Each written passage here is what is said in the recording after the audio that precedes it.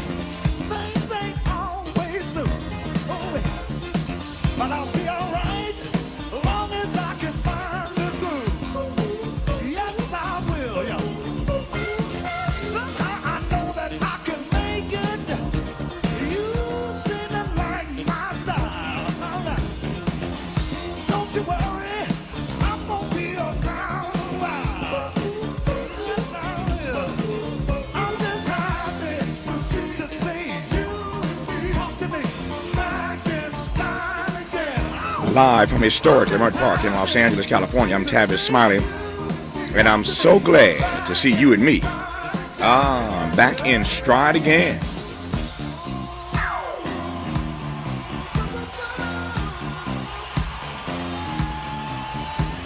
Before we get started with today's show, let me invite you to follow me on Facebook and Instagram at The Real Tavis Smiley, and get updates on X, that's formerly Twitter, at Tavis Smiley. By the way, should you miss any part of today's program or want to catch up on previous shows, you can always visit thetavismiley.show.com. That's thetavismiley.show.com, or wherever you get your podcast, and listen to the Tavis Smiley podcast version of this live program at your leisure.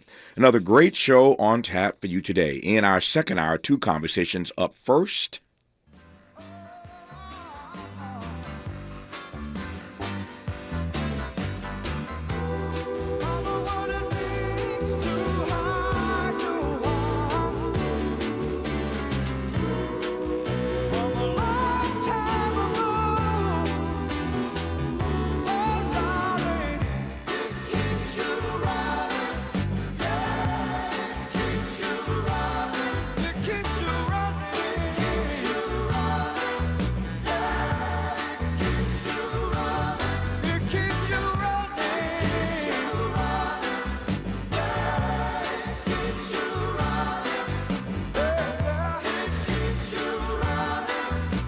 No.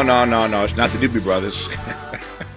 The Doobies are not in studio today. Neither is Michael McDonald. In fact, it's a conversation with Tony Reed, co-founder and co-director of the National Black Marathoners Association. See what we did there? The National Black Marathoners Association. Tony Reed on the benefits of the sport. Just an excuse to play that track from the Doobies. Who doesn't love Doobies, right? He keeps them running. Tony Reed, that is, has run more than 130 marathons on all 7 continents. Let me repeat, 130 marathons on all 7 continents. Okay, Tony's done 130. 130. I've done 3. But I ain't mad at Tony. Can you imagine 130 marathons on 7 continents? Just a black man. So Tony Reed joins us on the top side of our 2 to talk about the benefits of the sport of marathoning. All right. On the B side of our 2, Joy Bomb. Love that title. Joy Bomb. Unleash Jesus' explosive joy for an extraordinary life. It's the new text from Tauren Wells, Grammy-nominated recording artist, songwriter, and pastor. We'll talk about Joy Bomb on the backside of our 2. In our 3rd hour. Welcome to Brother, You Wrong. Hold up, brother, you're wrong. Now, this is my show, and I should open the discussion. Brother, you wrong. That's mad territorial of you to be like, this is my show. This is our show. Brother, you wrong for assuming that I wasn't gonna show love to the table. Hold up. Why is this segment called Brother You Wrong? Clearly, the show features brothers and sisters. You're wrong, all right? And this is my fault. The title was grandfathered in ages ago. Brother, you wrong. Dave, you're the moderator. You're right, brother. Once again, this is Brother, You Wrong. A weekly conversation about what's really going on in the black community. There it is. Look, y'all, I've been trying to raise my hand for a while now, okay? And I got something to say. Now, look, I've been skipped. Brother, me too, okay, brother? Brother, me too. We only got 30 seconds left and just a ton more topics, all right? Do we look like guys to you? Hello. Brother, you wrong, you're gender wrong. Brother, you wrong. That's disloyal. Brother, you wrong. This is why the people can't have anything. That part right there. Brother. And that's time. Bashir Salahuddin and Diallo Riddle, Emmy-nominated writing partners, actors, comedians, and creators of Southside and the variety program Sherman Showcase. They are live in studio today in our 3rd hour in advance of their new Vegas show starting this Friday. So we'll get our laugh on today, and we can use it in our final hour. But in this 1st hour, let's talk politics with Jen Bendery, senior politics reporter with HuffPost. Jen, good to have you back on the program. How are you today? I'm good. Thanks for having me, Tavis. It's good to have you on. I want to start with this. We were talking yesterday about, of course, a variety of things, but including Jake Tapper's book and all the fallout about what the president knew and when he knew it, and more to the point, what his team knew and what they covered up. So this book by Jake Tapper is all the rage. And here's some sound of Van Jones, CNN contributor, sort of responding to what is on Jake's show, in fact. This is Van kind of sounding off on Jake's revelations in the book and how Van sees the Democratic Party and its hope for the future right about now. Here's Van Jones. 3.5 years before Barack Obama emerged with a message. What do we do in the meantime? We looked inside. Donors got reorganized as the Democracy Alliance in 2005. Bloggers got reorganized as Huffington Post in 2005. Black voters got organized under Color of Change in 2005. And there was a deep internal reflection. I do not see that happening. I see people, rather than reorganizing, rethinking. Center for American Progress took off in 2005 and came up with a new set of ideas for Democrats. That has to happen. Before we get out here and start trying to tell people why they should like us, we need to look in the mirror, reorganize ourselves, get bad people and bad ideas out of the way, and then we'll be able to come forward in the midterms. But right now, we need to apologize to the American people that we were part of something that wasn't on the up and up. Wow. Strong words from Van Jones that the Democratic Party needs to apologize to the American people that they were not on the up and up with them. Does an apology really matter at this point? We'll talk about that with Jim when we come forward. And you also heard Van say that the Democratic Party needs some deep internal reflection, or I'd call it introspection. That what the party needs right now is some deep internal introspection. Is that what they need? That's just the lead-off topic. A great deal more to cover with Jen Bendery when we come forward on Tavis Smiley. From Leimert Park with love, this is Tavis Smiley. paid for by government.com. Did you know the United States Mint has issued a new Morgan silver dollar coin in proof condition for the first time? Not only that, they are also minted in 99.9% pure silver for the first time ever in history. Coin experts are calling this an amazing opportunity for anyone that knows the enduring popularity of Morgans. But you must hurry. Only 400,000 of these legal tender silver dollars were issued. These first ever Morgan silver dollars are brand new with stunning mirror-like finish, minted by the iconic San Francisco Mint. Call now and you're guaranteed a new first ever 99.9% pure silver proof Morgan dollar. To learn more, call 1-800-973-9717. If you order now, you will receive a free coin collector bonus pack, a $25 value, free with every order. Call 1-800-973-9717 now to secure your new Morgan silver dollars before they are gone. That's 1-800-973-9717. You really about to do it? 40 acres and a mule. This is bigger than the music. You really about to do it? Yeah, they tried to rig the game, but you can't fake influence. Who among us doesn't like black music? But Kendrick is right. This moment is so much bigger than music. These are serious times. We've got serious problems, and we need serious people who understand that slogans are not solutions. When you want substantial and sober analysis about things that matter to you and the ones you love, this is where you turn. We're KBLA Talk 1580, and we've got your black. Huge news. Right now at Wendy's, you can get a Son of Baconator for just $3. I don't think you understand this situation. The Son of Baconator is only $3 for a limited time. You know, smoked bacon, rich melted cheese. That Son of Baconator is only $3. Thank you to whoever wished upon that star.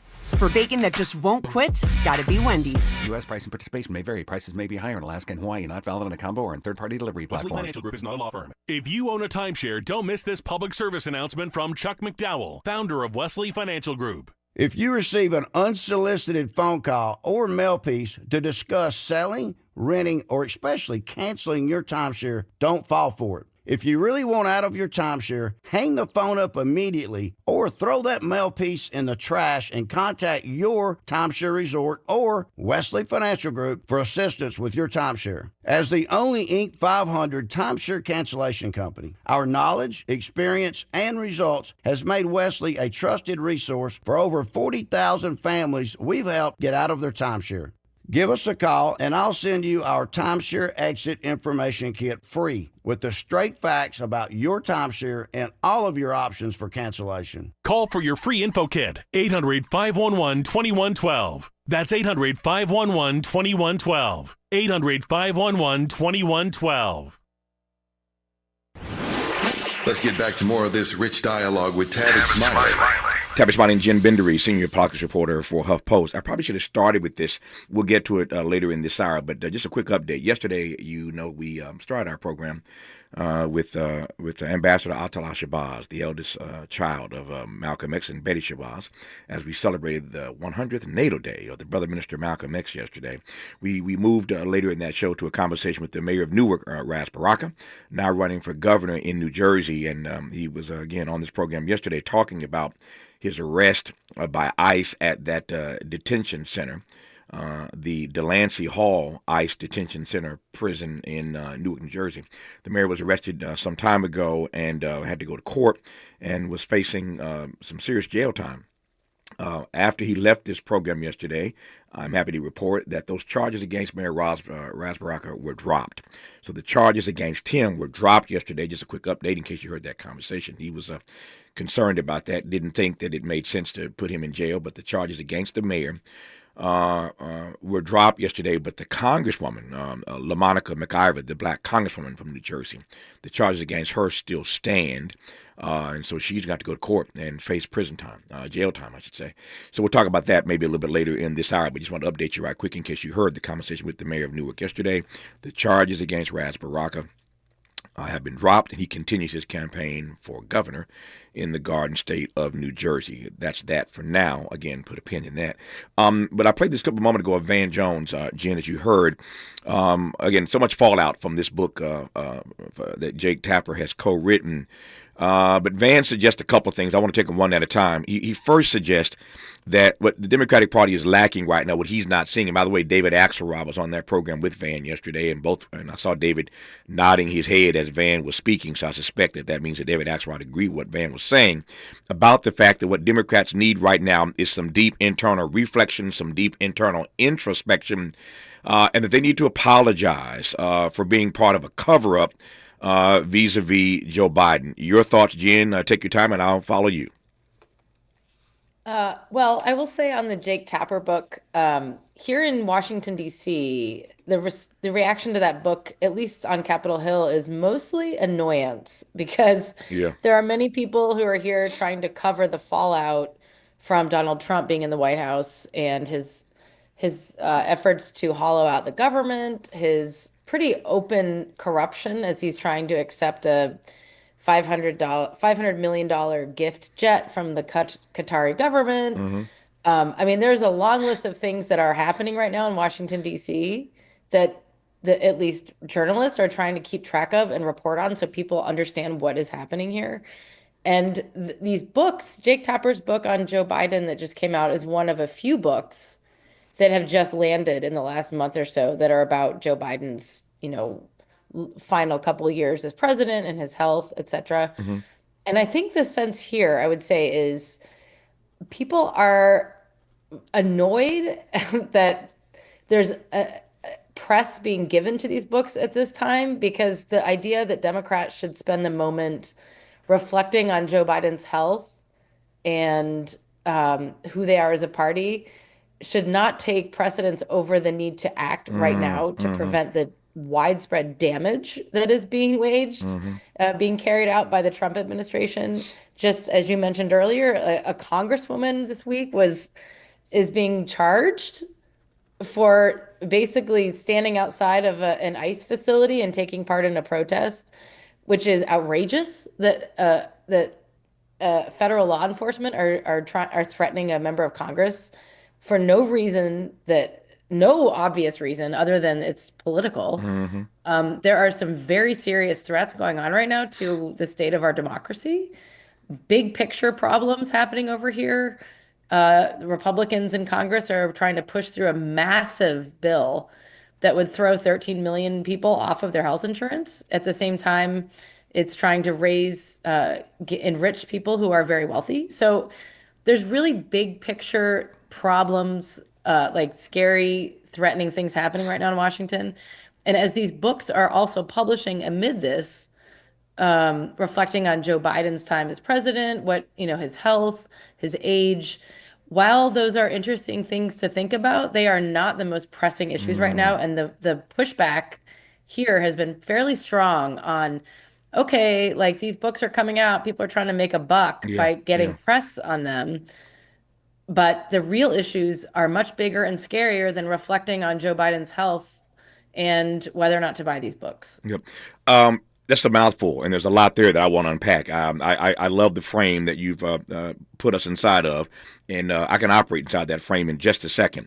But what say you, before I do that, about Van's advice that the Democratic Party needs to apologize? I hear the annoyance part, and trust me, I'm coming back to that. But what about his advice that Democrats at this moment need to apologize to the American people and that they're lacking some deep internal reflection and introspection? I mean, as an observer of Democrats here, I just don't see how that would benefit Democrats to sit around and reflect on things when it's time to move forward from or move through a veritable like fire hose of chaos that is happening and like legitimately threatening the foundation of our government. I mean, I just don't see how that makes sense strategically as a party for Democrats. And I'm not a strategist for the party, but I am a reporter who watches them. Sure.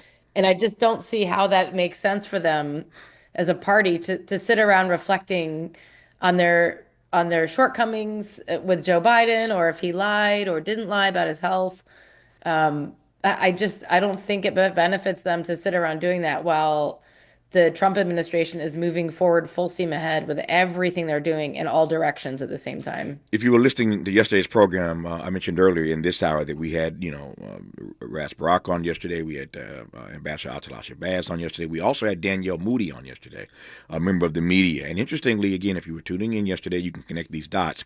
Jen doesn't sound very different than Danielle yesterday. So the folk inside the Beltway, the folk covering these issues every day, are all annoyed by Jake Tapper in this book. So Danielle Moody is in that category.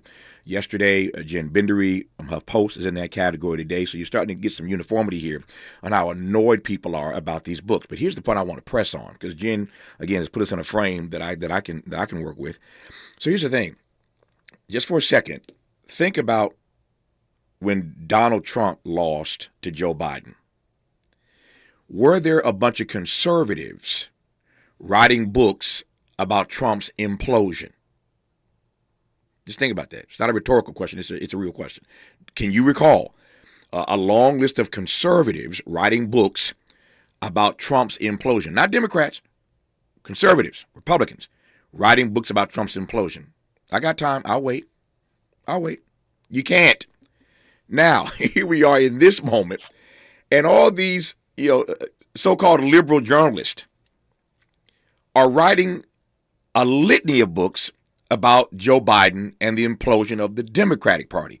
It reminds me, Jen, of the night of the debate, speaking of Joe Biden, when all the Democrats, Van was on CNN crying again. Van's always crying. So Van's on CNN crying again. David Axelrod is rubbing his hands together. Do you recall that night? Y'all remember this? Whether you were watching CNN or MSNBC, the liberal pundits just imploded. They were pulling their hair out. Their hair was on fire on the air live right after that debate. They just lost it that night. And so this moment reminds me of that in the sense that all of these books, pay attention here now, all these books are being written by folk on the left. They're being written by so-called liberals, so-called Democrats. The liberal media are the ones writing these books. And Jen's point is that these books are taking us off message. They're taking us off what our focus ought to be. But these are not books, Jen, being written by folk on the right. It's the folk on the left who are writing the books. So you see my point. What say you about that? Again, I think that there are people who work in the media who have different objectives with their jobs. And when people write books, they often will reveal interesting nuggets, perhaps bombshells of sorts, if you want to call it that. It's not a coincidence that there's literally 3 or 4 different books that are coming out this spring relating to Biden, written by people in DC who work in media or politics in some form, and that's predictable. People have a lot of notes, they have a lot of interviews, they have things they want to download into books, they want to sell books. I understand that. I also will say, as a working journalist, those are not the books that I am particularly focused on, because I cannot, as one journalist here, I can't say enough how chaotic and confusing and threatening the Trump administration's actions are right now, every single day, all the time, to foundational pieces of our government. And it is impossible to keep up with all of it. It does not feel like a moment for the Democratic Party, which has no majority, never mind the White House, but in the House or the Senate. It does not make sense to me why, as a strategy, the Democratic Party should be sitting back and thinking about Joe Biden's health right now and talking about it on TV, or spending energy on it when entire agencies are being hollowed out and people are losing their jobs everywhere here. And just today, I saw a news alert that that regulators are no longer going to recommend that people get COVID vaccines, which this is a direct result of Robert F. Kennedy Jr. and the Trump administration having an aversion to vaccines. So that's just one little crumb of news that happened today that is alarming. That's going to result in people getting COVID when they shouldn't, and people are going to get sick when we could have prevented it. And I'll give you one other little example. I saw another little news nugget about the airport in Newark, New Jersey being hit with another communications outage, meaning the flight tower couldn't communicate with planes, which is extremely scary. This is at least the third time this has happened. This is a direct result of problems within the FAA and a lack of resources and outdated computer equipment that manages all the flights coming in and out of a major airport. Those are just, between that and the COVID vaccine little nugget I just shared, those are just two little news things that have happened today out of many. Both of those are extremely bad and deserve attention and answers.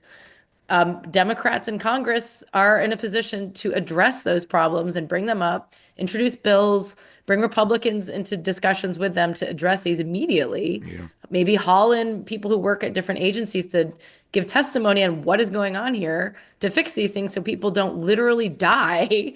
And when you've got separately, you're asking me about books dropping about Joe Biden's health. Yeah. And was he okay? Was he worse off than we thought?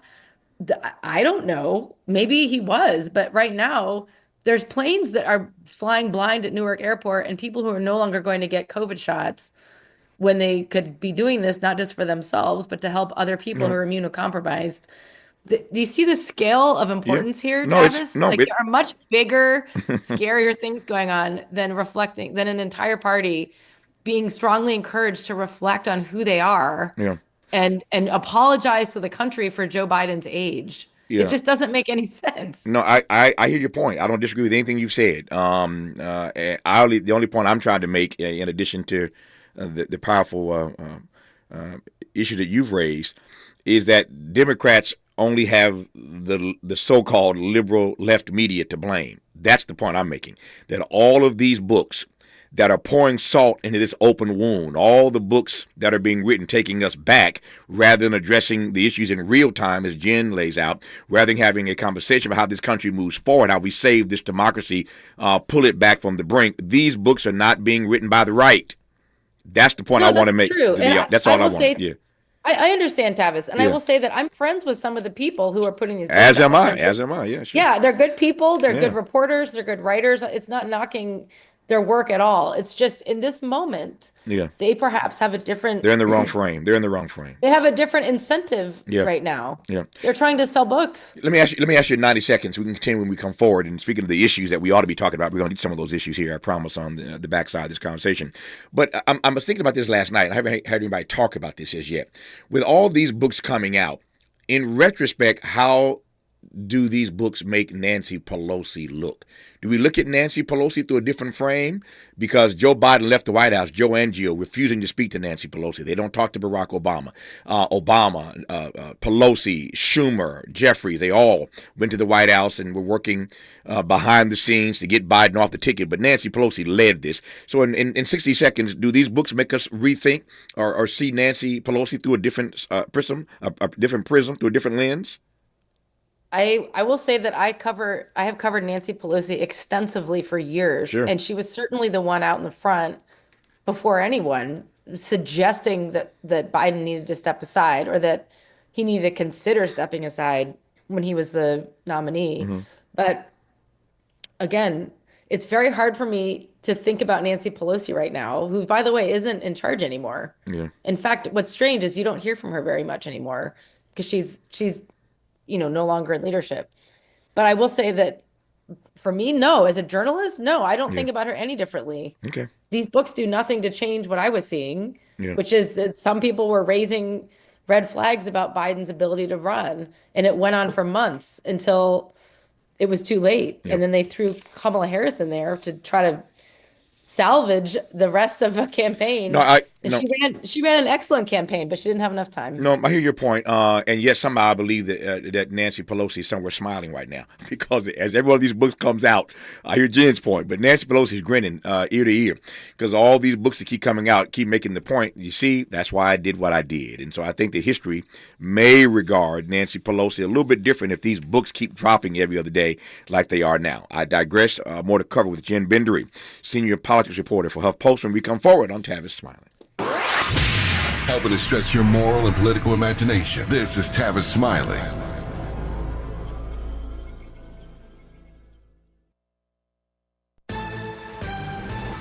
I'm Bree Wood with BIN News Now. First Lady Melania Trump joined President Trump to sign the Take It Down Today Act, making it a federal crime to share intimate images online without consent, including AI-generated ones. The First Lady acknowledged the effort it took to get the bill passed. Thank you all for coming together to prioritize people over politics. She's long supported the bill to fight online sexual exploitation.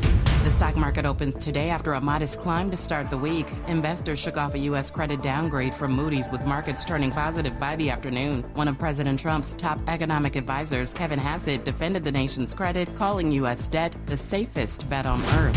And the NBA Conference Finals tip off this week. In the West, top-seeded Oklahoma City hosts Minnesota tonight, its first finals since 2016. In the East, the Knicks face the Pacers Wednesday at Madison Square Garden. Get BIN News Now on demand 24/7 on the iHeartRadio app.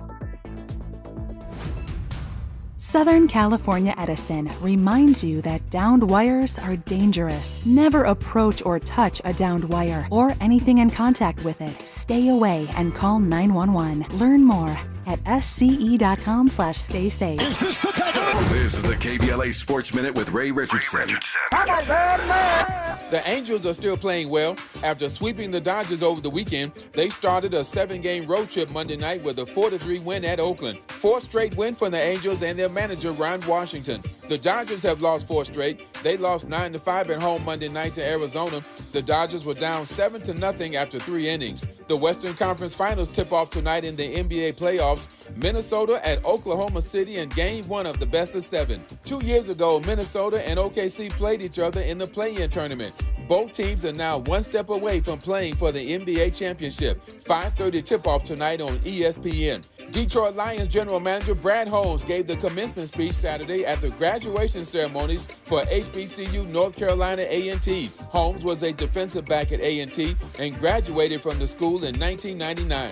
No debates, no speculation, just the info you need. That's your KBLA Sports Minute. I'm Ray Richardson on KBLA Talk 1580.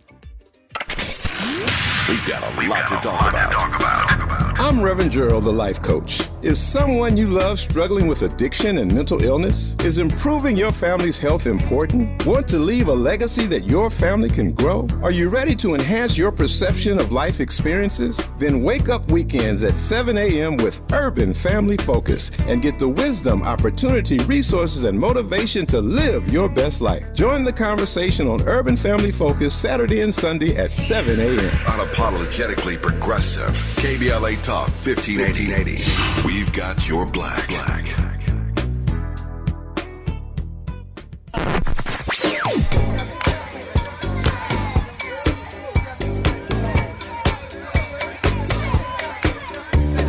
This is KBLA Talk 1580. Talk radio.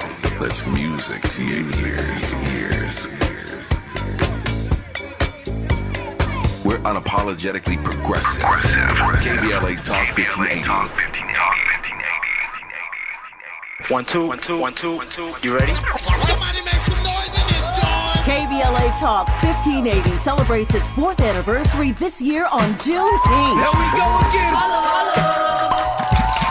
Hard to believe 4 years has gone by so fast. Oh my God. But here we are, still standing, still loving and serving our people as best we can. Yeah, that's what I'm talking about. To celebrate our 4th anniversary, we have 4 big events, and you're invited to all of them. She got a lot to say. Let's do this. Let's get it on. On Wednesday, June 18th, we go live on C-SPAN for the 2nd consecutive year with our Climate Justice Plus Black Health Symposium. Tavis Smiley will moderate an all-star panel of thinkers and influencers as we continue our vitally important climate justice work. Hey, Tavis Smiley, talk about. On Thursday, June 19th, you're invited to join us as we celebrate Juneteenth and our 4th anniversary. There'll be plenty of food, fun, great music, good vibes, and all of your favorite KBLA Talk 1580 hosts will be there. Yeah, man. Trip the beat. On Saturday, June 21st, there are 2 big events you're invited to attend. I can't wait to hear it. This year, KBLA Talk 1580 continues its annual partnership with the Empowerment Congress for a community celebration and dialogue to educate, engage, and empower.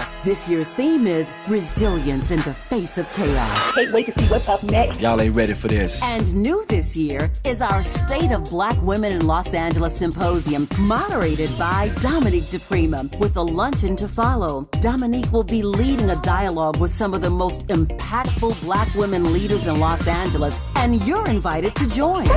This is it. All of these events are free, but seating is limited, so you must register in advance at our KBLA1580.com website, where you can find all the details you need about each event. Check it out. It's our 4th anniversary, and we would love to celebrate it with you. I love you guys so much. There's nothing you can do about it. We're KBLA Talk 1580. The only black talk radio station west of the Mississippi. Thank you for having our black.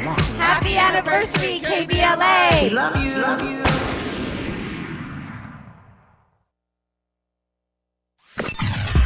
Sometimes he fails at fitting in, but we're okay with that. You're inside the Tavis Smiley Show. You are indeed with Jen Bendery, senior politics reporter for HuffPost. I'm pleased to have on in the first hour of today's program. So, Jen, let me move now to talk about some of those issues that we ought to be focusing on, rather than all these books that the left is writing about the implosion of the Biden-Harris effort.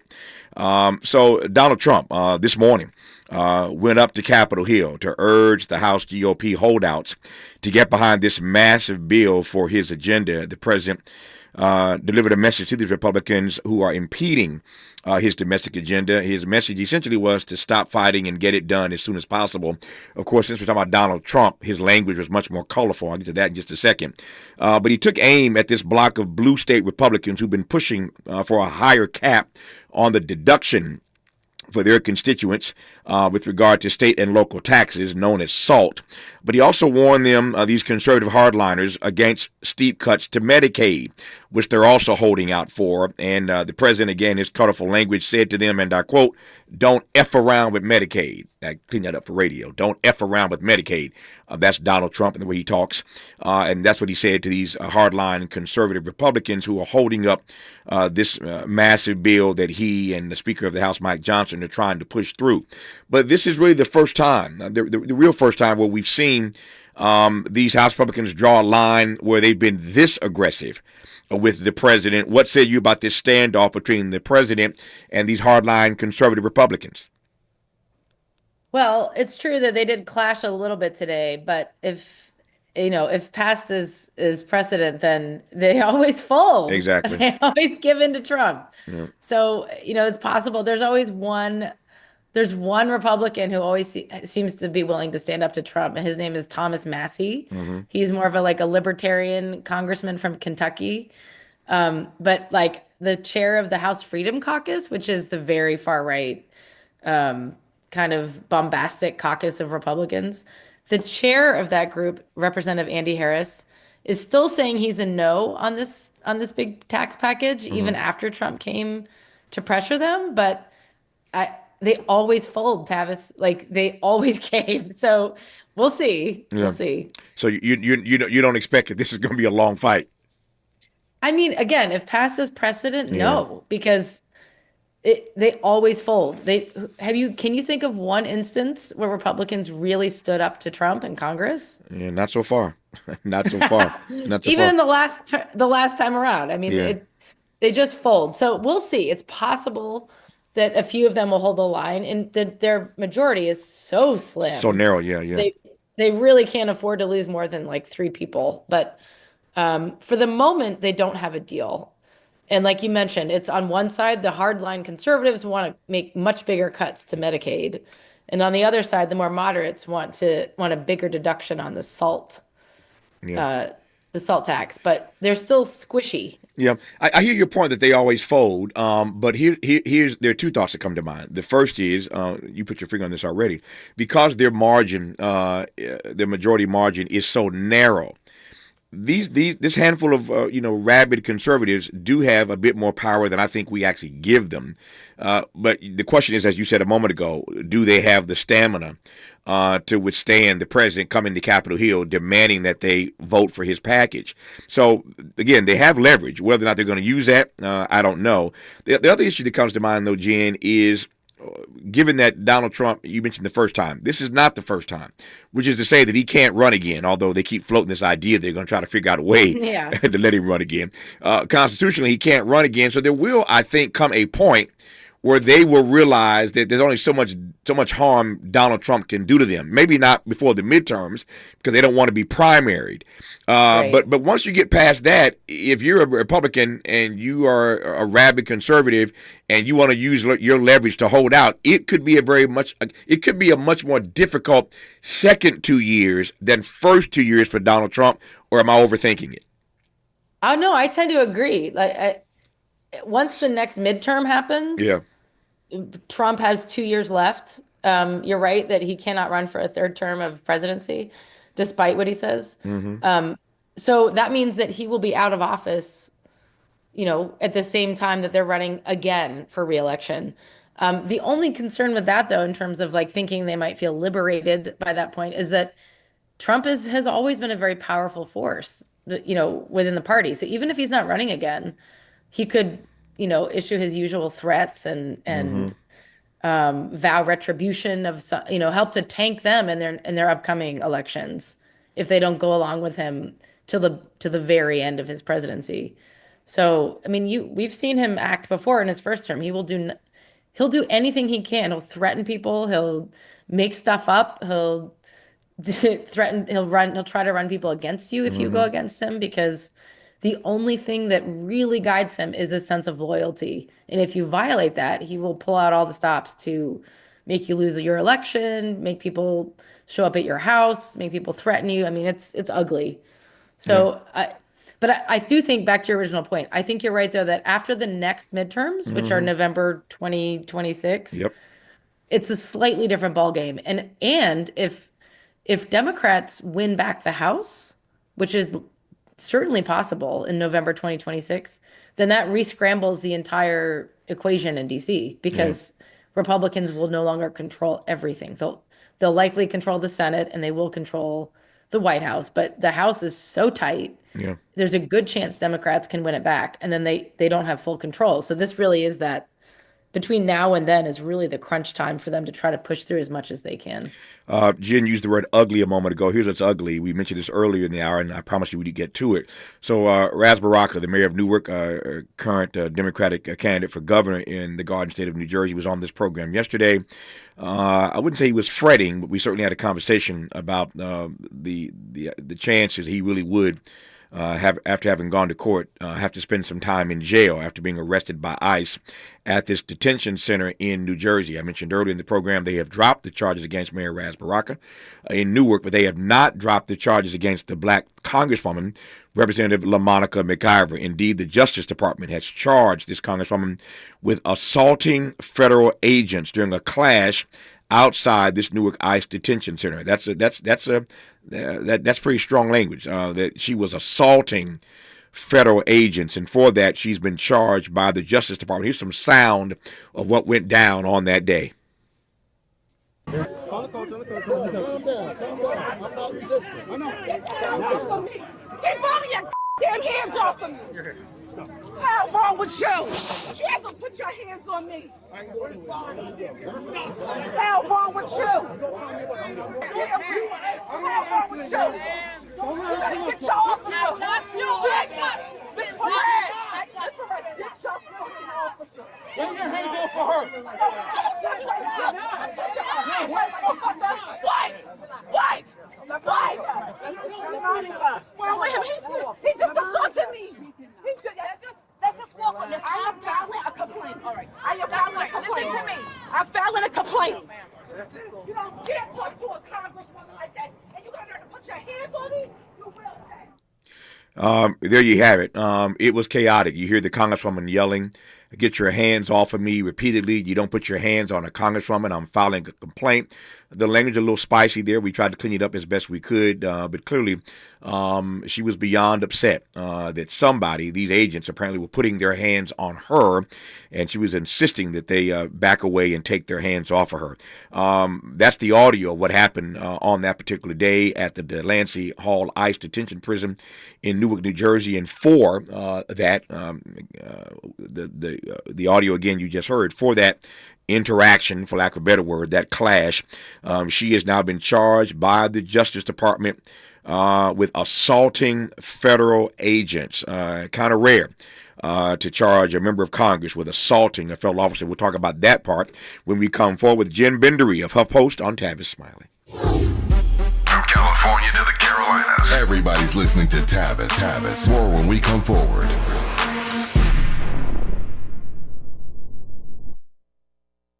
Barbecue season is back. Hey, it's Ellen. And this is Sarah Beth. And a little thing we love about the Chick-fil-A Smokehouse Barbecue Bacon Sandwich is that zesty barbecue sauce. I love that it was a little sweet, a little tangy, and with the mac and cheese, I feel like I tasted the brown sugar bacon first. It was the absolute best combination. Pro tip, 3 sandwiches are always better than 1. Order the Smokehouse Barbecue Bacon Sandwich and our Coca-Cola on the Chick-fil-A app for a limited time. Real guests paid for their testimonials. We asked seniors how to prevent Medicare scams. My best advice, if you get a phone call, do not talk to the person. These people are well-trained. Don't talk to them. They don't know me. They're just trying to scam me. Don't be fooled. Hang up. Just hang up. Never give out your Medicare number. They're going to get your number to put in a false claim. If I get a call from someone, I don't pick up the phone. And should I pick up the phone and they ask for information, then I hang up. How do you detect Medicare fraud? Just like I check my credit card statements, I check my Medicare statements monthly. Scammers can get a hold of your number, order medical devices through your account, and you're not even going to know about it if you don't look at your statement. Check your statement every month. If you get your statement and you see something that you know you did not have done, you report it. Call your senior Medicare Patrol. To report Medicare fraud, call the Senior Medicare Patrol at 855-613-7080. KBLA Talk 1580. We've got a lot to talk about. KBLA Talk 1580, connecting you with services and solutions. If you need help getting your resume in order, finding job training, or landing a job, we've got 3 great options for you. First, the City of Los Angeles has WorkSource centers across the area offering free job support. The California Workforce Development Board can help you with everything from GED prep to vocational training at no cost to you. On the federal level, the Department of Labor's American Job Centers offer a full range of services for job seekers and businesses alike. Visit careeronestop.org, or for more info, just call California's Help Center or visit cwdb.ca.gov or call 916-657-1440. For the City of Los Angeles programs, go to ewdd.lacity.gov or call 213-744-7300. All these services are free to help you get your next job. This is a community call to action from KBLA Talk 1580. BET and PBS, the Tom Joyner Morning Show, and NPR, the cover of Jet and the cover of Time. #1 on the New York Times bestsellers list, 20 honorary doctorate degrees, a dozen NAACP Image Awards, a star on the Hollywood Walk of Fame, a Presidential Lifetime Achievement Award. From talk shows to talk radio, nobody's ever done it better. You like that? This is Tavis Smiley. Freedom is an endless meeting. So let's get back to it with Tavis Smiley. So Alina Habba, who's the interim U.S. Attorney for New Jersey, said that Congresswoman LaMonica McIver has been charged for assaulting, impeding, and interfering with law enforcement when she visited this detention center with other Democratic members of Congress from New Jersey on May the 9th. I quote, "No one is above the law, politicians or otherwise," Ms. Habba said in a statement. I quote again, "It is the job of this office to uphold justice impartially, regardless of who you are. Now we will let the justice system work." In a statement on Monday, the Congresswoman yesterday said that it it was federal law enforcement who are to blame for instigating this clash, saying, and I quote, that ICE agents created an unnecessary and unsafe confrontation. The charges against me are purely political. They mischaracterize and distort my actions and are meant to criminalize and deter legislative oversight, close quote. This is getting a little sticky here. Jen, what say you about ICE coming after this congresswoman? The first thing I would say is you need to look at who's bringing these charges. Alina Habba, who was Trump's former personal attorney, who has basically done whatever he's asked her to do for years. She was also the one, you might remember, who unsuccessfully went after New York's Attorney General, Letitia James, repeatedly. So it's already very clear that her intentions are motivated entirely by what Trump tells her to do versus the law. So that's important to view that through that lens.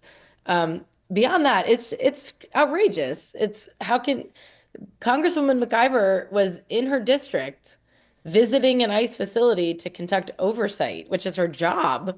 She's a member of Congress. And you could hear from that audio, it sounds like it got very ugly. But they had their hands on her. And it, I need to watch the video myself to see exactly what went down. But based on everything I've read and listening to that audio, it sounds completely politically motivated. And on a deeper level, it's really disturbing because this appears to be a case of the Trump administration being weaponized to go after, yet again, a political opponent of Trump and standing up to his policies. So it's alarming. There's something much bigger going on here that's disturbing beyond this specific interaction. Yeah. So the audio and the video are everywhere. You can just Google it. Her name is LaMonica McIver, Congresswoman LaMonica McIver of New Jersey. It's everywhere, the audio and the video. You can watch it, listen to it, and judge for yourself. It's radio, so all we can give you is the sound. But the sound with the pictures paint what is not such a pretty picture. And I encourage you to look for yourself and see how, again, to quote Jim, that the Trump administration is weaponizing its power against members of Congress, in this case, a black female member of Congress. I'll leave it there. Our remaining moments with Jim Bendery when we come forward on Tavis Smiley. This is getting good. Yeah, man. Tavis Smiley continues when we come forward. Lena Bloom for the Bail Project. Imagine you're stuck in a jail cell and you can't afford bail and someone offers you a way out. Just plead guilty and you can go home and kiss your kids goodnight. What do you do? What thousands have. You plead guilty whether you are or not. Cash bail makes poverty a crime. That's why the Bail Project helps those who can't afford it while fighting to end cash bail. Because freedom should be free. Brought to you by the Ad Council. The following is not a contest and is a paid advertisement by Family Vacation Getaways. Airfare not included. See FVGradio.com for complete details. If you want a 100% complimentary stay at a luxury resort in Cancun, airfare not included, then Family Vacation Getaways is your ticket to paradise. See website for complete details. We're giving away 5 days and 4 nights to the first 50 callers who can name an animal that lays eggs and is not a bird. An animal that lays eggs and is not a bird. Do you know it? Call now, 800-868-6431, 800-868-6431. You're also eligible for an exciting bonus vacation to Orlando, Florida for just $498. And don't worry about anything ruining your plans. We can extend your travel up to 18 months. Name an animal that lays eggs and is not a bird, and get your complimentary Cancun resort stay and an optional bonus vacation to Orlando for just $498. What are you waiting for? Call 800-868-6431, 800-868-6431, and give us your answer. Proceeding is not sponsored by this station or its affiliates. If you're like me, 60 and retired, making ends meet, especially here at the supermarket and drugstore, is tough. I'm so blessed to have found BenefitsCheckup.org. It's a free and confidential website from the National Council on Aging that connected me to $1,200 a year in programs that help pay for food, medicine, utilities, and more. Maybe it can help you. BenefitsCheckup.org. You know where you want to go in life, and City National Bank can help. City National knows the dedication it takes to build your vision for the future into a reality, and our team is here for you. We have a wide range of options to help, from personal savings accounts to interest-bearing money market savings accounts and more, all designed to help you get where you want to go. City National, here for every stage of the journey. Learn more at cnb.com. City National Bank is a subsidiary of Royal Bank of Canada, member FDIC. Barbecue season is back. Hey, it's Ellen. And this is Sarah Beth. And a little thing we love about the Chick-fil-A Smokehouse Barbecue Bacon Sandwich is that zesty barbecue sauce. I love that it was a little sweet, a little tangy, and with the mac and cheese, I feel like I tasted the brown sugar bacon first. It was the absolute best combination. Pro tip, 3 sandwiches are always better than 1. Order the Smokehouse Barbecue Bacon Sandwich and our Coca-Cola on the Chick-fil-A app for a limited time. Real guests paid for their testimonials. Sometimes he fails at fitting in, but we're okay with that. You're inside the Tavis Smiley Show. You are indeed with Jen Bendery, senior politics reporter for HuffPost. I got just a few minutes left in this hour. I want to bring this conversation full circle, Jen, if I can. We started this hour talking about this book again, Original Sin, by Jake Tapper of CNN and Axios' Alex Thompson. We played some audio of Van Jones suggesting yesterday on CNN that Democrats need to apologize and do some introspection. As you heard earlier in this conversation, Jen was having none of that. So here's the exit question. How then, since you cover these parties every day, how then do Democrats in this moment escape the Biden hangover from 2024? I mean, I am not the Democratic Party strategist, like leader or anything here. I'm a reporter who covers them. And all I can offer on that is the Democrats who seem to be rising up right now and really attracting attention and getting people motivated and connected again are people who are breaking out of Washington to go do things around the country that connect with real people. For example, the first thing I think of when you say that are these rallies that Bernie Sanders and Alexandria Ocasio-Cortez have been doing around the country, where tens of thousands of people are showing up at their events all over the country to hear their feedback on what's happening right now in America. Those are generating some very real grassroots energy from the base. That alone is pretty incredible to me. Beyond that, I'm sure you've seen this too, Tavis. There are Democrats who are not just leaving Washington to connect with people, but they're going into Republican colleagues' districts and having events there because Republicans are too scared to have their own town halls because people are so angry at them. So Democrats are going into their districts and having their own town halls and bringing out the constituents of Republican members of Congress to come hear from them and talk to them and answer their questions. And they are drawing out remarkable, like very large crowds to those events, which are an unusual approach, but they are connecting with people. And I also think of people like Senator Chris Van Hollen, who went to El Salvador and actually met with one of the people who was detained and deported, and in this case, accidentally deported when he was not supposed to be deported. And he went and met with him himself and brought the cameras with him and showed what's happening under this administration. Actions like the ones I just laid out are things that I've seen from reporting here that actually kind of break through. Those are things that connect with people again, instead of being in an echo chamber in Washington and just talking to each other in circles and, dodging questions about whether it's time to reflect on being a party. Well, what about just going out and doing things that help people, like that shine a light on the bad things that are happening, that shine a light on the way through this. So, again, I'm just a journalist. Sure. I'm not a high-paid strategist here, but I do see trends in things, and the things that really seem to energize people again and get people feeling hopeful and ready to do something again are the people who are hitting the streets. And the people who are getting out there with regular people and just talking and engaging and really listening to them. And I think if I were an elected Democrat, that's the kind of thing that I would be doing. Yeah. Speaking of trends, and the point you made earlier about many Republican members of Congress who are afraid to have town hall meetings in their own districts, and Democrats are taking advantage of that. Some Democrats are. I've raised this issue before. I'll raise it once again at the close of this conversation, and that is whether or not Trump's ultimate undoing will come in red states, not even blue states, whether or not his undoing, his unmooring, will ultimately come in red states again and not the blue states. We shall see in the months to come. For now, I thank Jen Bendery, senior politics reporter for HuffPost, for this great conversation. Jen, thanks for your insight. Good to have you on. We'll do it again. Have a great rest of your day.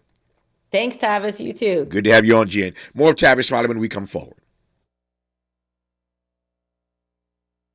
KBLA 1580 Santa Monica.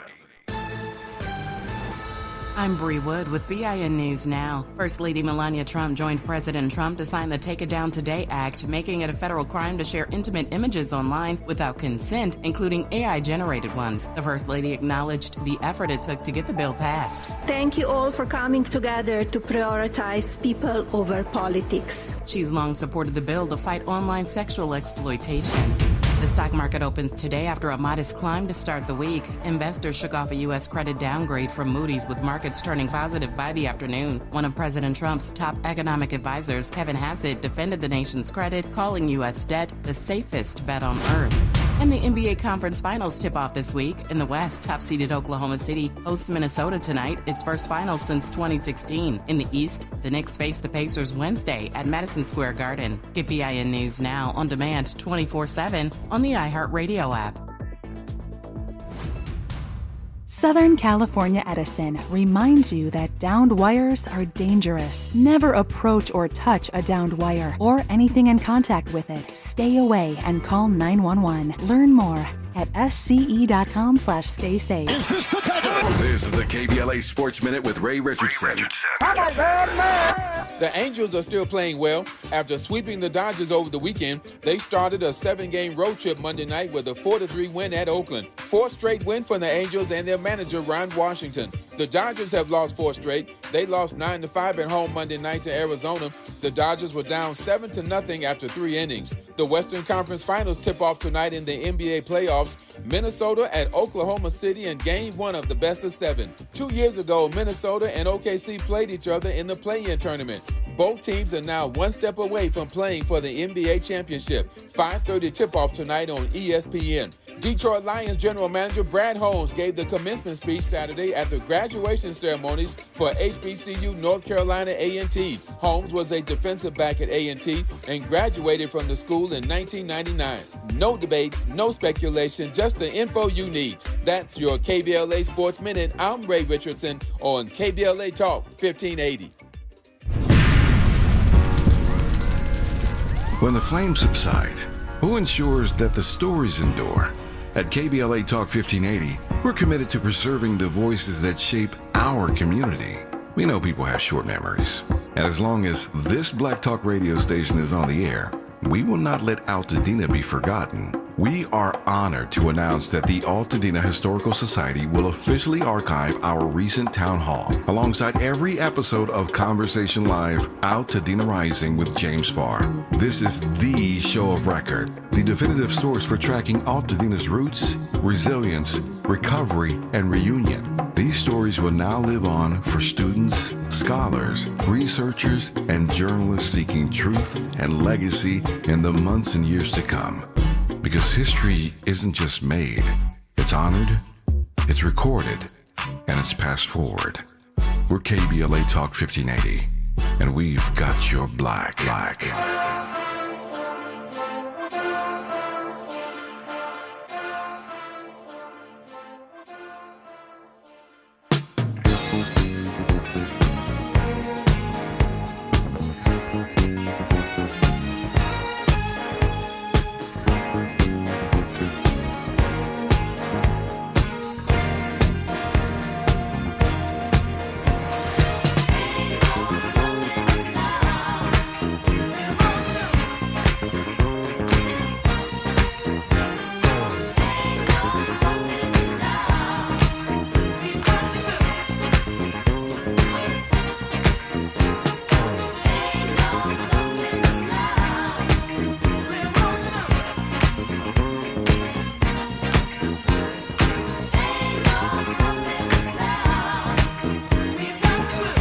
Tavis, Smiley. Glad to have you with us in this hour of our program. In this hour, 2 conversations as promised. On the B-side, Joy Bomb, Unleash Jesus's Explosive Joy for an Extraordinary Life. It's the new book from Tauren Wells, Grammy-nominated recording artist, songwriter, and pastor. We'll talk about it on the backside of this hour. We commenced this hour, though, with Tony Reed, co-founder and co-director of the National Black Marathoners Association, on the benefits of the sport.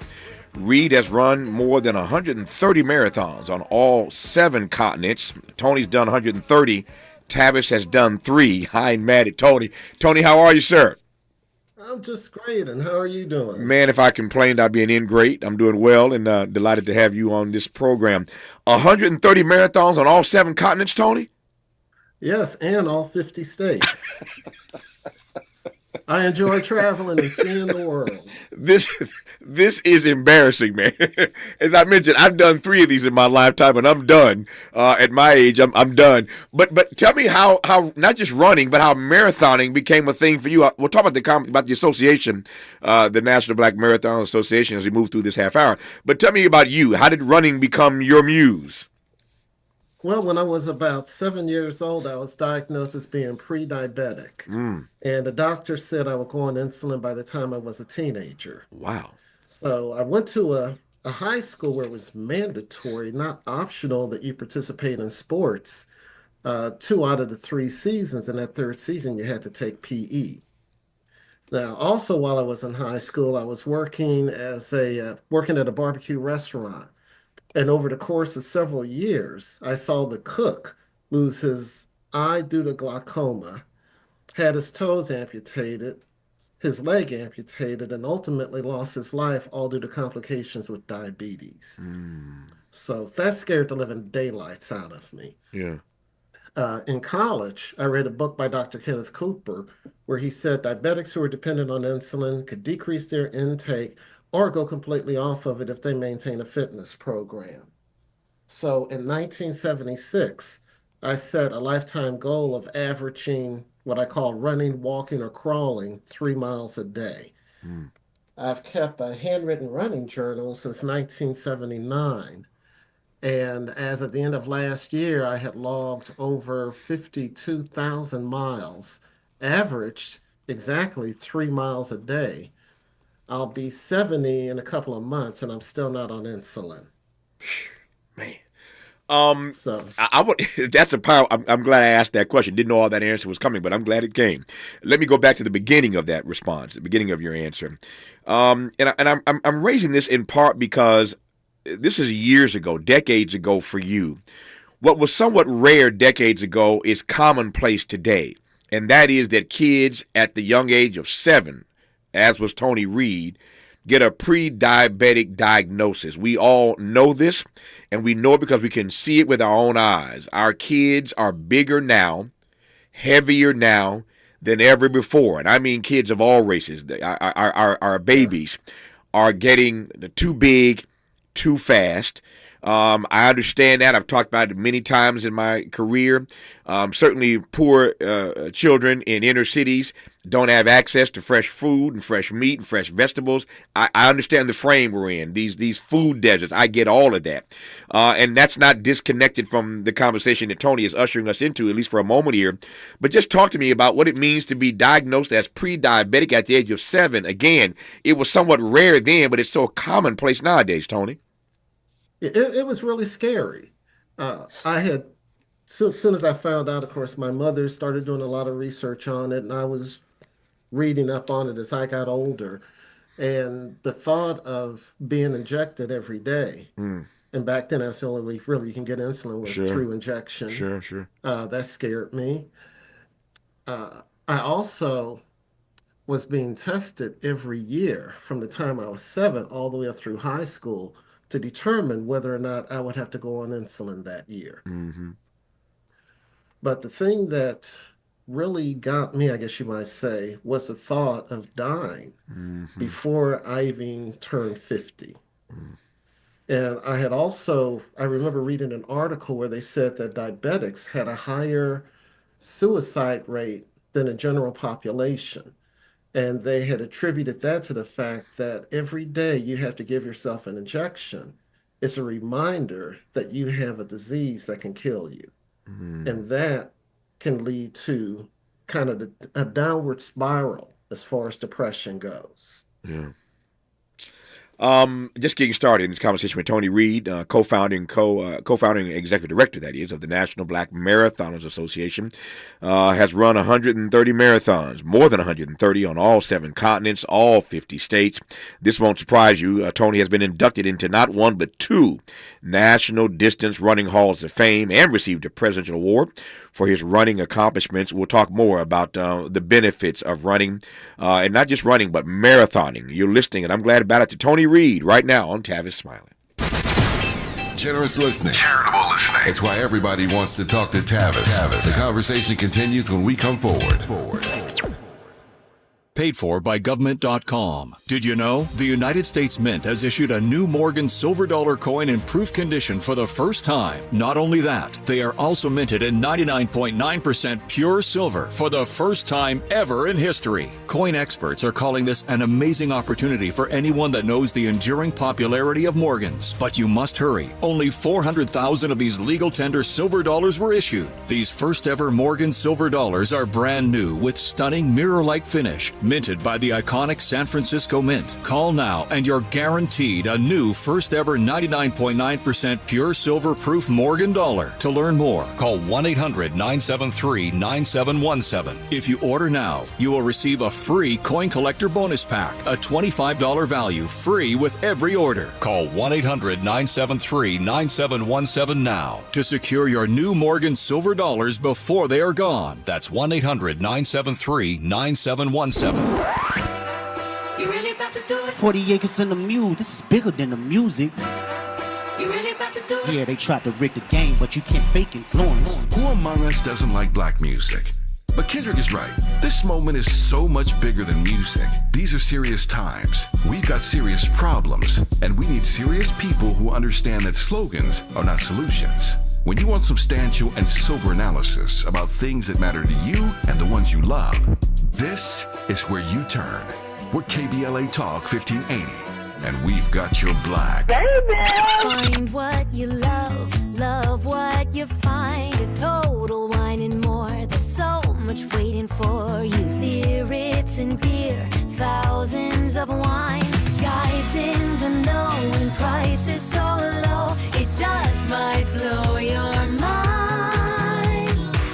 You're gonna find what you love and love what you find. With curbside pickup and delivery available, you'll always find what you love, only at Total Wine & More. Drink responsibly, B21. Wesley Financial Group is not a law firm. If you own a timeshare, don't miss this public service announcement from Chuck McDowell, founder of Wesley Financial Group. If you receive an unsolicited phone call or mail piece to discuss selling, renting, or especially canceling your timeshare, don't fall for it. If you really want out of your timeshare, hang the phone up immediately or throw that mail piece in the trash and contact your timeshare resort or Wesley Financial Group for assistance with your timeshare. As the only Inc. 500 timeshare cancellation company, our knowledge, experience, and results has made Wesley a trusted resource for over 40,000 families we've helped get out of their timeshare. Give us a call, and I'll send you our timeshare exit information kit free with the straight facts about your timeshare and all of your options for cancellation. Call for your free info kit, 800-511-2112. That's 800-511-2112. 800-511-2112. He's a paradigm pioneer and the top-rated African-American talk show host in the nation, according to Talkers Magazine. You're tapped in with Tavis Smiley right now.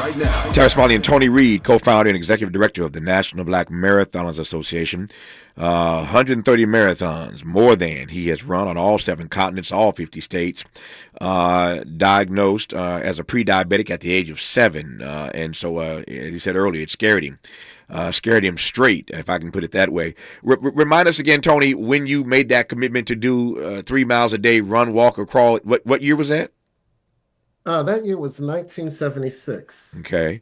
Tell me. I was a sophomore in college at the time. Okay, 1976. Take me back to what that looked like when you first started. How did you honor that commitment daily to do 3 miles, run, walk, or crawl? Well, it was to average 3 miles a day. Right, sure. So I didn't run every day. Right. So I would only run 3 or 4 days a week, anywhere from 3 to 9 miles. Okay.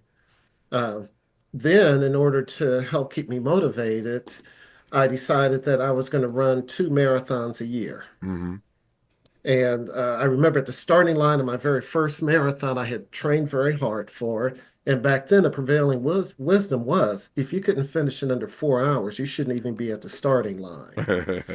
So I trained extremely hard for it. I was standing in the finish line area, sorry, in the starting area with about 400 other runners. And these white runners around me started telling me that I was in the wrong race, that I should be running sprints. And what they were trying to do is they were trying to put me in a box. Yeah. But what they didn't realize was I knew Black history.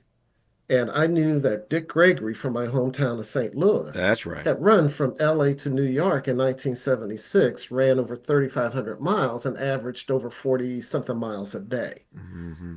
And I found myself thinking if Dick Gregory can run over 40 miles a day for 71 straight days, I could easily do a 26.2 mile marathon in one day. Yeah. Yeah. The other role model was my great-great-grandfather, Benjamin Coleman. So he was born in 1840 on the Windsor Plantation in Port Gibson, just outside of Port Gibson, Mississippi, which meant he spent 25 years as a slave. And I could imagine him standing on the plantation and the overseer and the plantation owner telling him he could not run. He couldn't run far because if he could run far, he could run to freedom. Yeah. And what they were doing was they were putting him in a box. Yeah. And it's a question of, do we want to live in the box that people put us in? So I did not want to live in this box of low expectations that these other folks around me had who didn't know anything about me. In the moment that these white people around you at the start of your first marathon, at the moment they made that comment, did you take that comment as racist? Did you take it as jovial? I mean, and I can hear what they were saying to you I hear it in my ear. And one way to read that is they were so used to black people, again, running sprints. That's what we do in track and field, right? We run sprints. We're not really marathoners, at least in their minds back then. Of course, all these marathons are run by Africans these days, won by Africans. But in that moment, I'm curious as to how you actually processed the words coming out of their mouth. How did it hit your heart? I took it from the standpoint of these folks don't know anything about me. Right. They don't know what my training was beforehand. They don't know what I'm capable of doing. Right.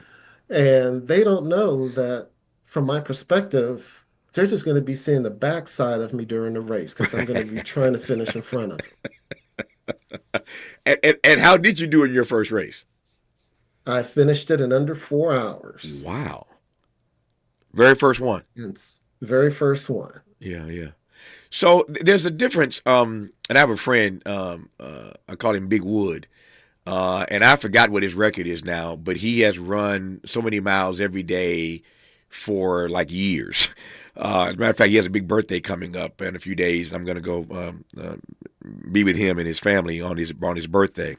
But he's literally run like so many. I wish I could remember the number. He was on this program not too long ago. But he's run so many miles every day for like years, literally. So he tracks this in a book like you do. He's running miles. You're running marathons. Different thing here.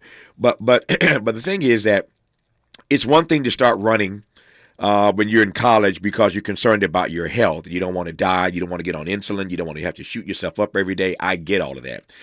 But at some point, to do what you've done, 130 plus marathons on all 7 continents, all 50 states, at some point you have to fall in love with this. Nobody dedicates himself or herself to doing what you do if you don't fall in love with this. Tell me about the part where it was no longer just about you being in good health, but you fell in love with marathoning.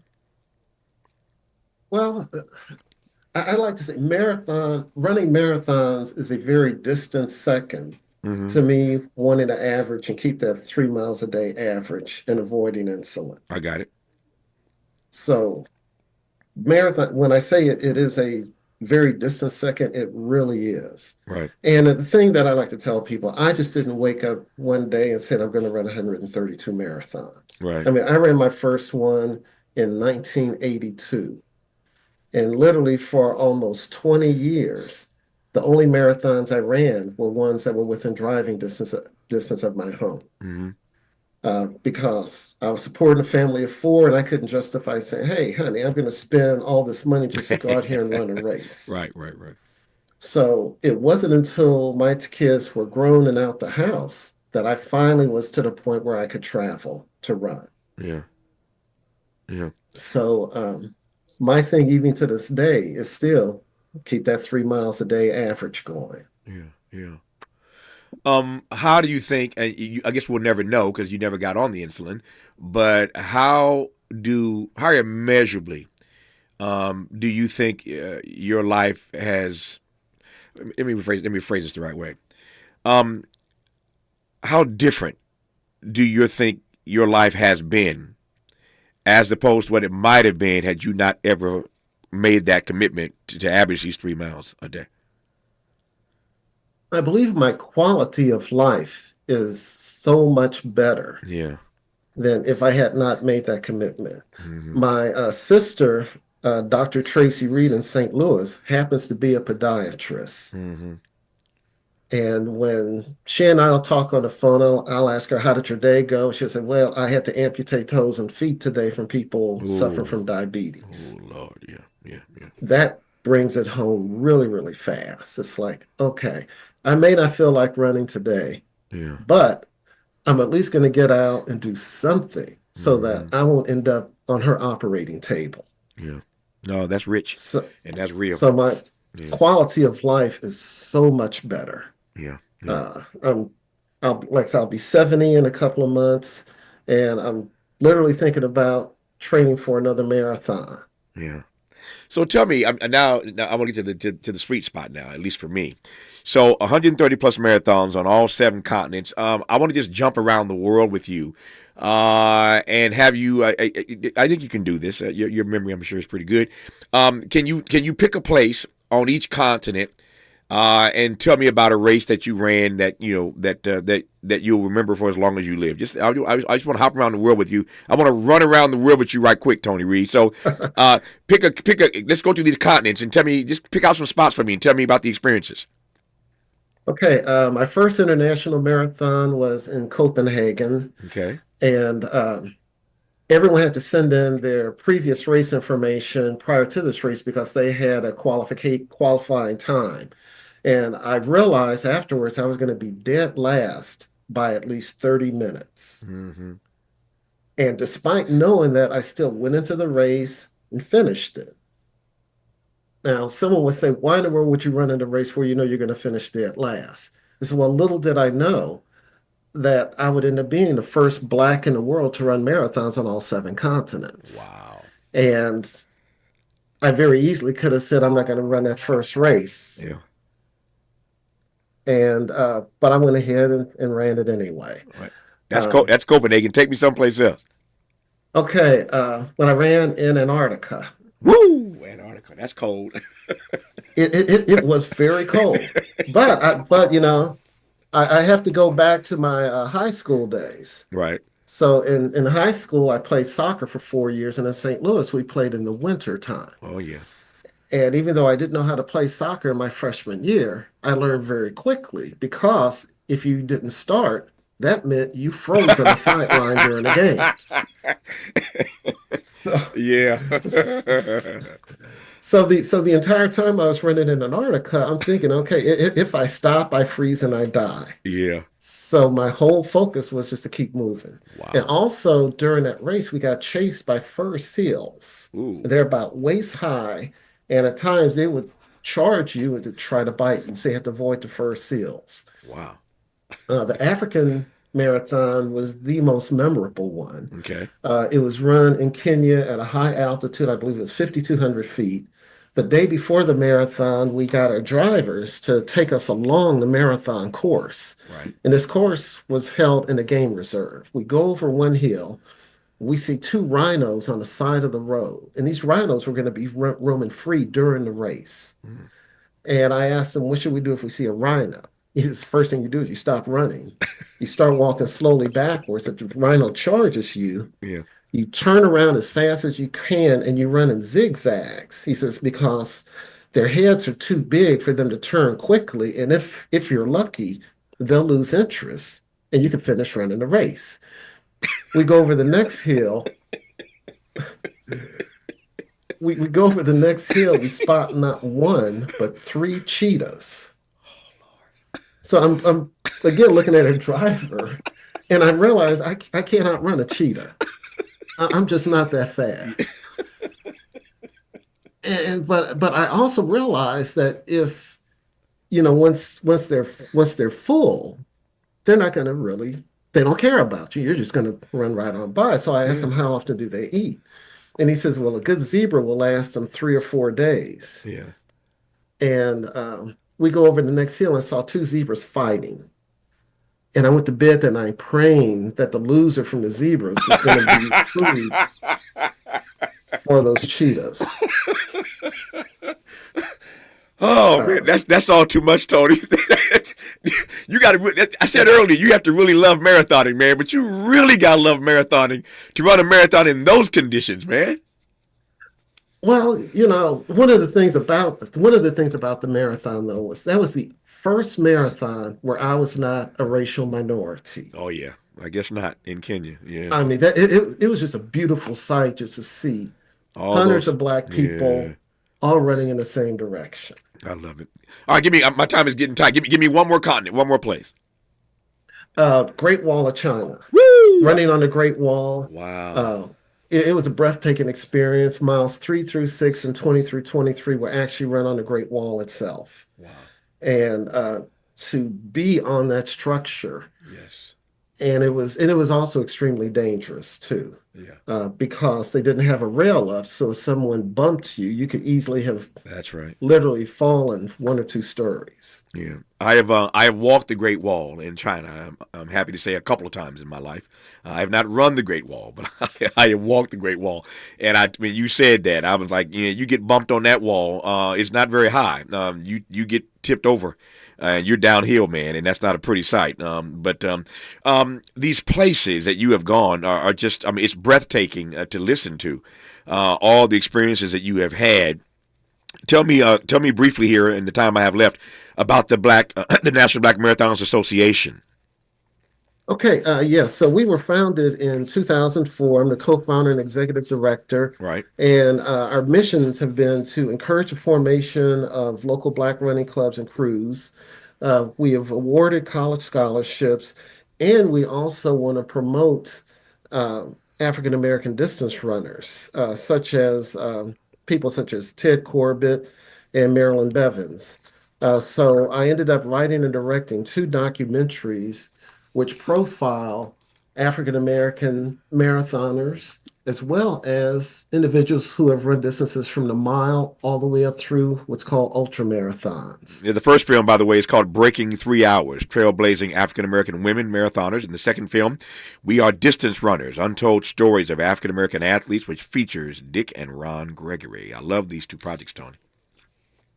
Yeah, thank you very much. And congratulations on being a marathoner. You are one of the less than 0.5% of the U.S. population are represented by Black marathoners. Wow, it's quite a feat. And why do you think? No naivete here, but why do you think that is? Why of all the sports that we play, why are we not so into marathoning? And that's the reason why we did the second documentary. We Are Distance Runners. Yeah. Just as I was standing in the starting line of my first marathon, and they were telling me that I was not a marathoner. We have a habit of Blacks telling other Blacks that we're not distance runners, we're sprinters. Yeah. And whenever I hear that, I say that's going back to the slave mentality. Yeah. That we cannot run distances. Yeah. I close with this as the exit question. Got 60 seconds to go here. To your mind, what is the greatest benefit or 2 or 3 benefits of the marathoning sport? It makes you mentally tough. It does indeed. And that mental toughness carries over into other areas of your life, as well as the commitment to the commitment to reaching that goal. It's not something you can just wake up out of bed and say, I'm going to run a marathon. You got to commit to it. Yeah. There is no mental toughness like being a marathoner. And to have done 130 plus on all 7 continents in all 50 states makes Tony Reed a bad man. And I'm honored to have had him on this program. He is the co-founder and executive director of the National Black Marathoners Association. Once again, those 2 film projects you can find are Breaking 3 Hours, Trailblazing African-American Women Marathoners. And the second film, We Are Distance Runners, Untold Stories of African-American Athletes, which features Dick and Ron Gregory. Tony, I've enjoyed this conversation immensely, man. You empower me, man. You empower me just with your storytelling. So thank you for coming on, and congrats on all of your great success, my friend. And happy early 70th natal day. Thank you very much. You have a good day. You do the same. Have a great rest of your day. That's Tony Reed. I'm Tavis Smiley. More of this show when we come forward. Why does Tavis say when we come forward? Because he's not going back. And you don't have to go back either. Forward ever, backward never. More of Tavis Smiley when we come forward. Forward.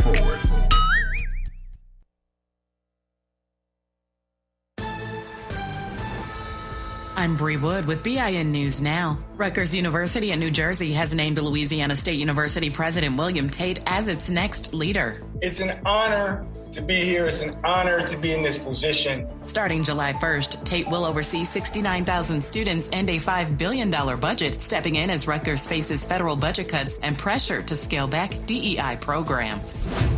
A New Orleans jail maintenance worker is behind bars after allegedly helping 10 inmates escape. Authorities say Sterling Williams shut off water to their cell, allowing them to breach a wall behind a toilet and flee in the night. And Sean Diddy Combs' sex trafficking and racketeering trial is back underway in New York City. His former personal assistant, David James, is back on the stand today, providing emotional testimony about his time with the music mogul, including disturbing details about Combs' behavior and control over those around him. Get BIN News Now on demand 24/7 on the iHeartRadio app. Southern California Edison reminds you that downed wires are dangerous. Never approach or touch a downed wire or anything in contact with it. Stay away and call 911. Learn more at sce.com/stay safe. This is the KBLA Sports Minute with Ray Richardson. The Angels are still playing well. After sweeping the Dodgers over the weekend, they started a 7-game road trip Monday night with a 4-3 win at Oakland. 4 straight win for the Angels and their manager, Ron Washington. The Dodgers have lost 4 straight. They lost 9-5 at home Monday night to Arizona. The Dodgers were down 7-0 after 3 innings. The Western Conference Finals tip off tonight in the NBA playoffs. Minnesota at Oklahoma City in Game 1 of the best-of-7. 2 years ago, Minnesota and OKC played each other in the play-in tournament.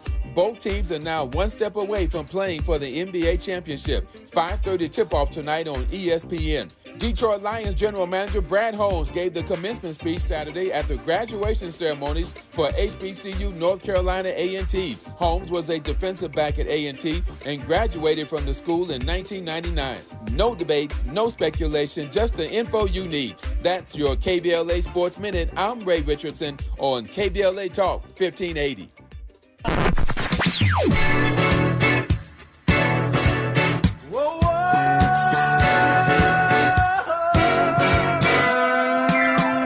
This is KBLA Talk 1580.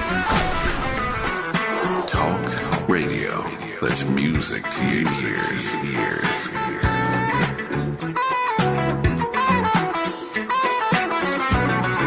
We're unapologetically progressive. KBLA Talk 1580. Every day, a child in poverty waits for a sponsor is another day of hopelessness. There are thousands of kids who've been waiting over a year. End their wait. Sponsor a child with compassion today. Just text the word radio to 83393.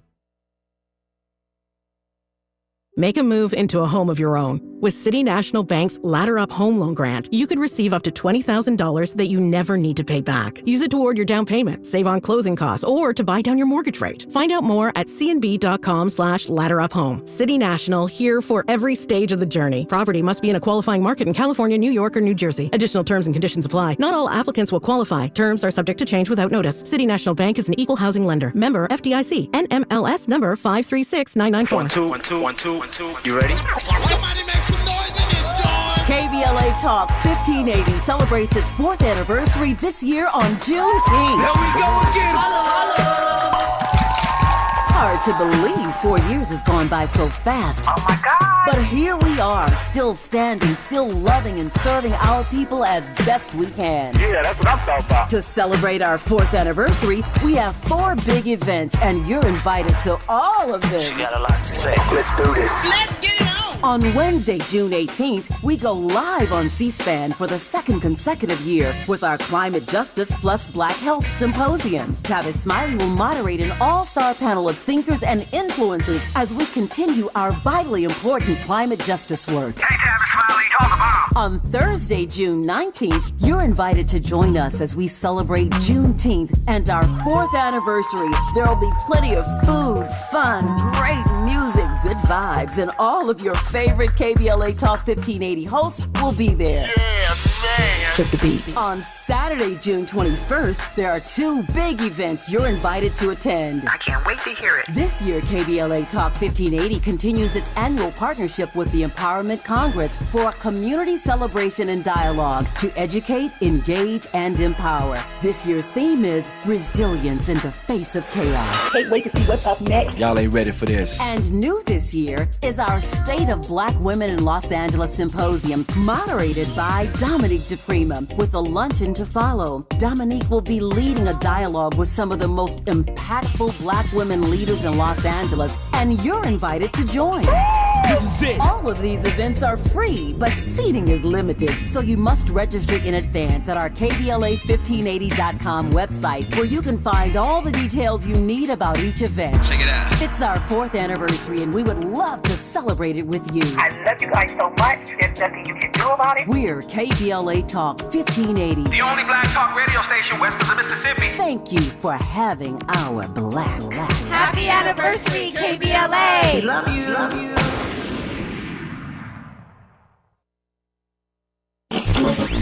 Freedom is an endless meeting, so let's get back to it with Tavis Smiley.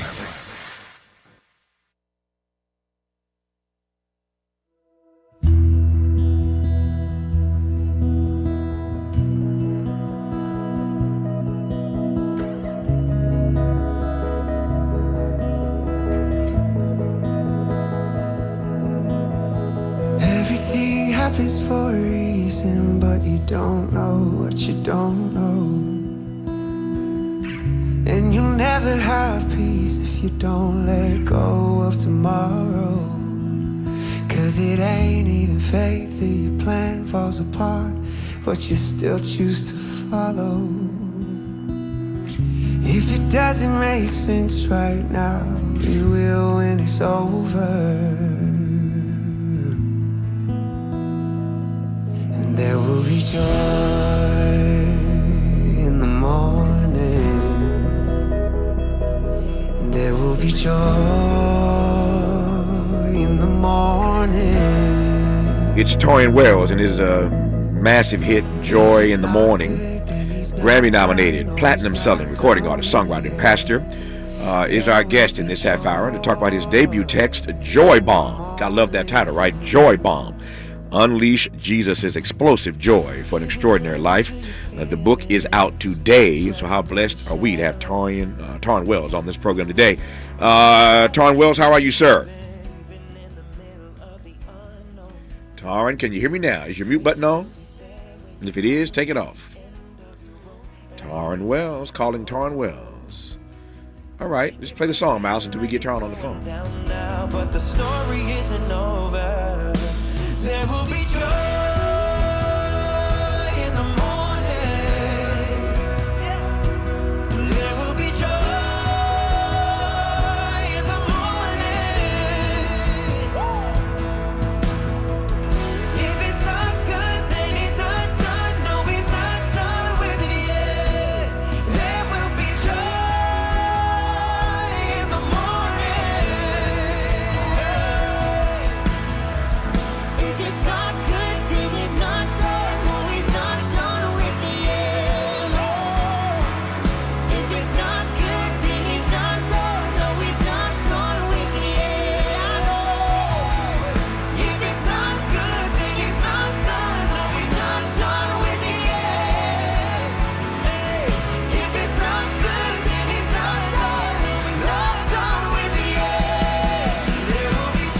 As I said, it's a massive hit from Tauren Wells. It's called Joy in the Morning.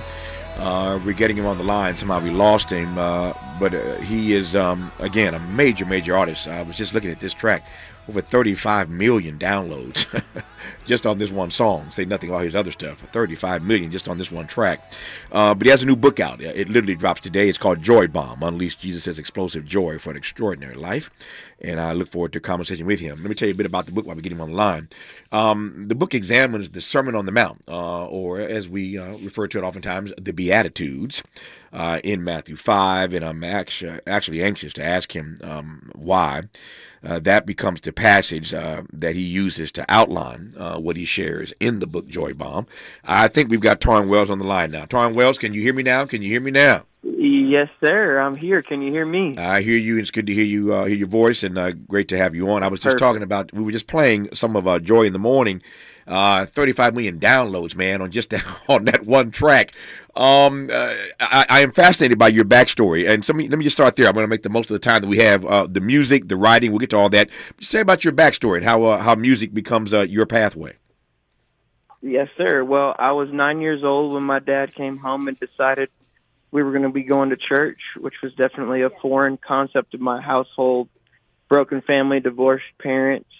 But he made a major call for us, and when I went to church for the first time, it changed my life, gave my life to Jesus, and started singing at that time, too. Started leading worship as a teenager, and then ultimately went to Bible college, worked in ministry, traveled, signed a record deal, all that kind of stuff, and that kind of led me to last year planting a brand new church in Austin, Texas.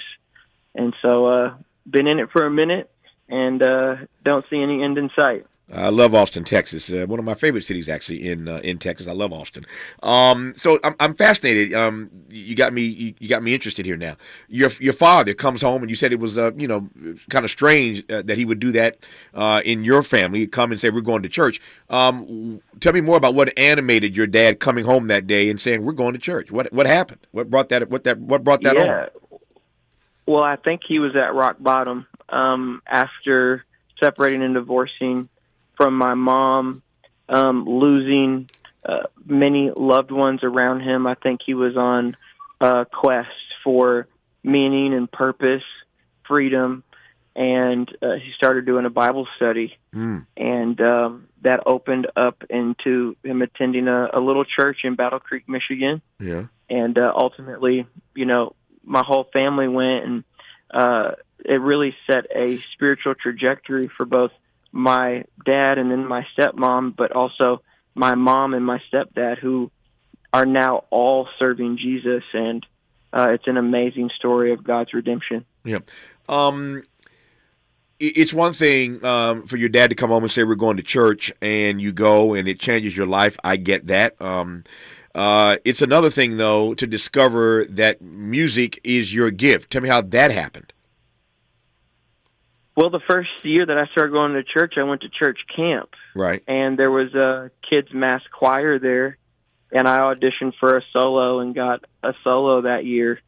And so both of these paths have kind of run parallel throughout the course of my life. Yeah. And what I realized about music was that it was obviously a great expressive tool for your soul, your emotions, your belief system. But more than that, it created a space for people to experience the presence of God. Yeah. And that's what I call ministry. And that's what I actually was given a heart for, was creating space for people to meet Jesus. I was just about to ask this question, and you already jumped ahead of me. But that's fine, though. I can ask you to go a little deeper for me. I was just about to ask whether or not you see music as ministry. Indeed, you do. Tell me more. Yeah, I see any career path as ministry. I think that one of the great deceptions of culture is to create a category for my faith life and a category for my work life. Mm-hmm. That these things are supposed to come together at a certain point, and that no matter what we do, it's an opportunity to advance the gospel, to show people the love and goodness and grace of God. And so, yeah, I see music as a ministry just as much as I see being a husband as a ministry and a father as a ministry and a pastor or a son, all of those things. I think it's all ministry, and not just to people. I think that's another thing that we get flipped is our first and primary ministry is actually to the Lord. And so everything that we do, whatever it is, whether you're a teacher in an elementary school classroom or a surgeon at a hospital, our ministry is to do our work unto the Lord. Yep. It's obvious in your music and in this conversation and in your book, which I'll get to in a second, that you are rather unashamed and unabashed about your faith. Why so? It's changed my life. I think if you have the cure to a disease, then it would be selfish to hoard it. And there is a disease called sin. We have the answer. It's grace, and it's the grace of God. And I want people to experience the life-changing power that I've experienced in my own life. His name is Tauren Wells, Grammy-nominated, platinum-selling recording artist, songwriter, pastor. His debut text, which drops today, is called Joy Bomb. Unleash Jesus' explosive joy for an extraordinary life. We'll go straight inside the text when we come forward on Tavis Smiley. Hope, agency, dignity. This is Tavis Smiley. Can you dig it? Come on! Barbecue season is back. Hey, it's Ellen. And this is Sarah Beth. And a little thing we love about the Chick-fil-A Smokehouse Barbecue Bacon Sandwich is that zesty barbecue sauce. I love that it was a little sweet, a little tangy, and with the mac and cheese, I feel like I tasted the brown sugar bacon first. It was the absolute best combination. Pro tip, 3 sandwiches are always better than 1. Order the Smokehouse Barbecue Bacon Sandwich and a Coca-Cola on the Chick-fil-A app for a limited time. Real guests paid for their testimonials. We asked seniors how to prevent Medicare scams. My best advice, if you get a phone call, do not talk to the person. These people are well-trained. Don't talk to them. They don't know me. They're just trying to scam me. Don't be fooled. Hang up. Just hang up. Never give out your Medicare number. They want to get your number to put in a false claim. If I get a call from someone, I don't pick up the phone. And should I pick up the phone and they ask for information, then I hang up. How do you detect Medicare fraud?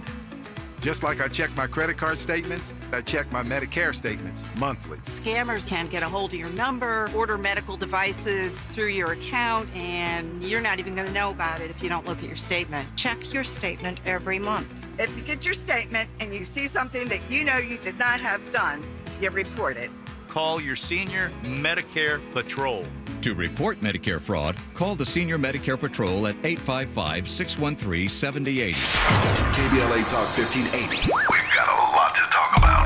KBLA Talk 1580 reminds you, when we fight, we win. The Youth Justice Coalition is challenging America's addiction to incarceration and discrimination. YJC works to dismantle policies leading to mass incarceration, law enforcement violence, and the school-to-prison pipeline. Their approach? Transformative justice, community intervention, free LA high school, legal defense, and system monitoring. YJC promotes safety without relying on prisons. Their goal? Prevent system contact and help people exit the system through direct action, advocacy, and education. Want to get involved or need help? Call 323-235-4243. That's 323-235-4243. Join YJC in creating change. When we fight, we win. KBLA Talk 1580, your voice for justice. This is a community call to action from KBLA Talk 1580. Whoa, it's you, the Capital One Bank guy. That's what they call me. Mind if I get a selfie? Yeah, sure thing. Save no fees or minimums on your Capital One checking account. Wow, that's a keeper. So, where are you heading? I'm off to spread the good news that Capital One helps people keep more money in their wallet with no overdraft fees. Oh, you're the best Capital One Bank guy. Hey, mind if I get a selfie? Sure. Say, Capital One, what's in your wallet? Terms apply. See CapitalOne.com/bank for details. Capital One NA, member FDIC. Less monologue, more dialogue. Tavis Smiley continues right now.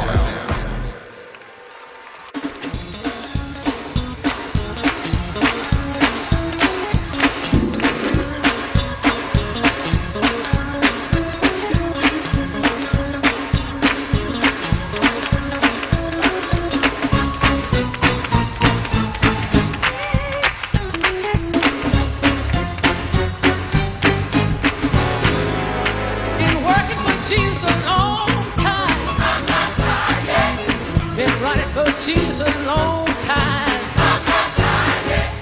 Been working for Jesus a long time. I'm not tired yet. Been working for Jesus a long time. I'm not tired yet. Been singing for Jesus a long time. I'm not tired yet. Been singing for Jesus a long time. I'm not tired yet. Been running by day and praying by night. I'm not tired yet. I got to keep going. It's a mighty hard fight. I'm not tired yet. No. I'm not tired yet. No.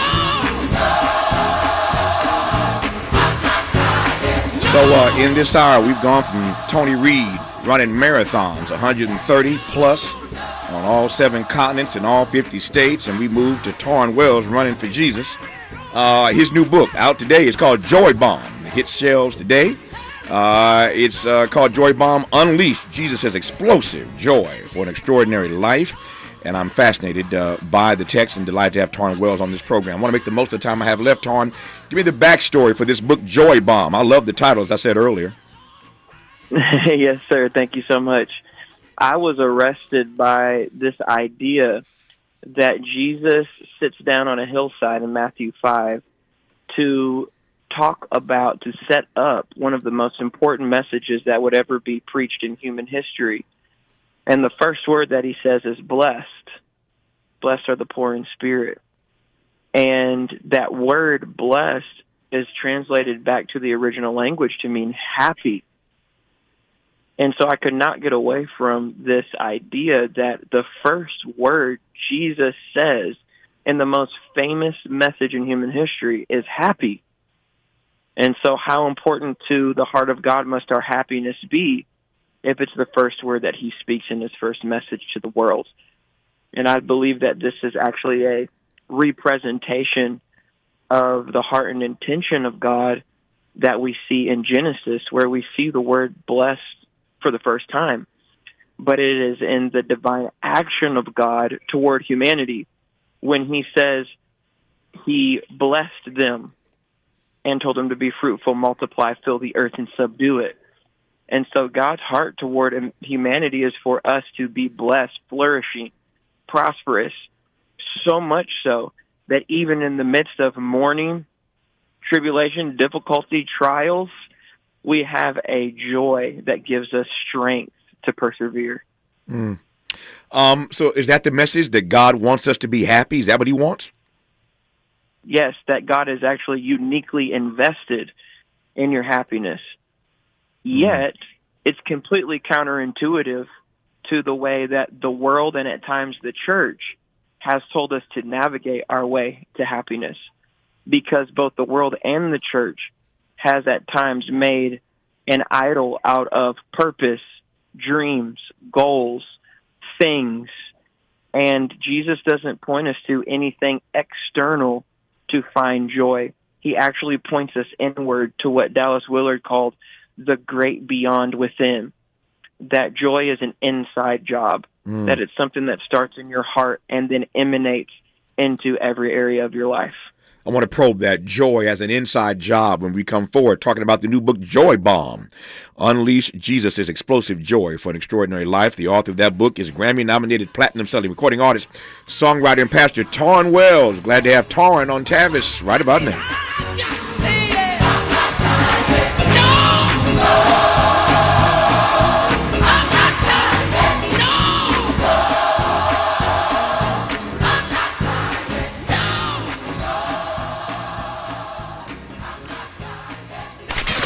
What's your quarrel with the world? You're listening to Tavis Smiley. If you're like me, 60 and retired, making ends meet, especially here at the supermarket and drugstore, is tough. I'm so blessed to have found BenefitsCheckup.org. It's a free and confidential website from the National Council on Aging that connected me to $1,200 a year in programs that help pay for food, medicine, utilities, and more. Maybe it can help you. BenefitsCheckup.org. You know where you want to go in life, and City National Bank can help. City National knows the dedication it takes to build your vision for the future into a reality, and our team is here for you. We have a wide range of options to help, from personal savings accounts to interest-bearing money market savings accounts and more, all designed to help you get where you want to go. City National, here for every stage of the journey. Learn more at cnb.com. City National Bank is a subsidiary of Royal Bank of Canada. Member FDIC. Huge news. Right now at Wendy's, you can get a Son of Baconator for just $3. I don't think you understand this situation. The Son of Baconator is only $3 for a limited time. You know, smoked bacon, rich melted cheese. That Son of Baconator is only $3. Thank you to whoever wished upon that star. For bacon that just won't quit, gotta be Wendy's. U.S. price and participation may vary. Prices may be higher in Alaska and Hawaii, not valid on a combo or on third-party delivery platforms. My mom has decided to learn to paint, and she's good.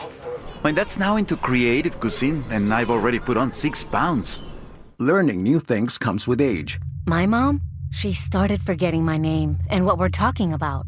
Forgetting well-known things doesn't. Memory loss may be a sign of Alzheimer's disease. Early detection gives you and your loved one time to plan for the future. Learn the warning signs of Alzheimer's at 10signs.org. Brought to you by the Alzheimer's Association and the Ad Council. Olay Indulgent Moisture Body Wash. It's me, Olay Indulgent Moisture Body Wash. I see those dry elbows, baby. But don't worry, get moisturized right in the shower. So hydrated you can skip the lotion after. Don't wanna see it dry no more. Skin so moisturized with body wash. Look at you now, no more dry skin. Your skin gets the moisture it craves with Olay Indulgent Moisture Body Wash.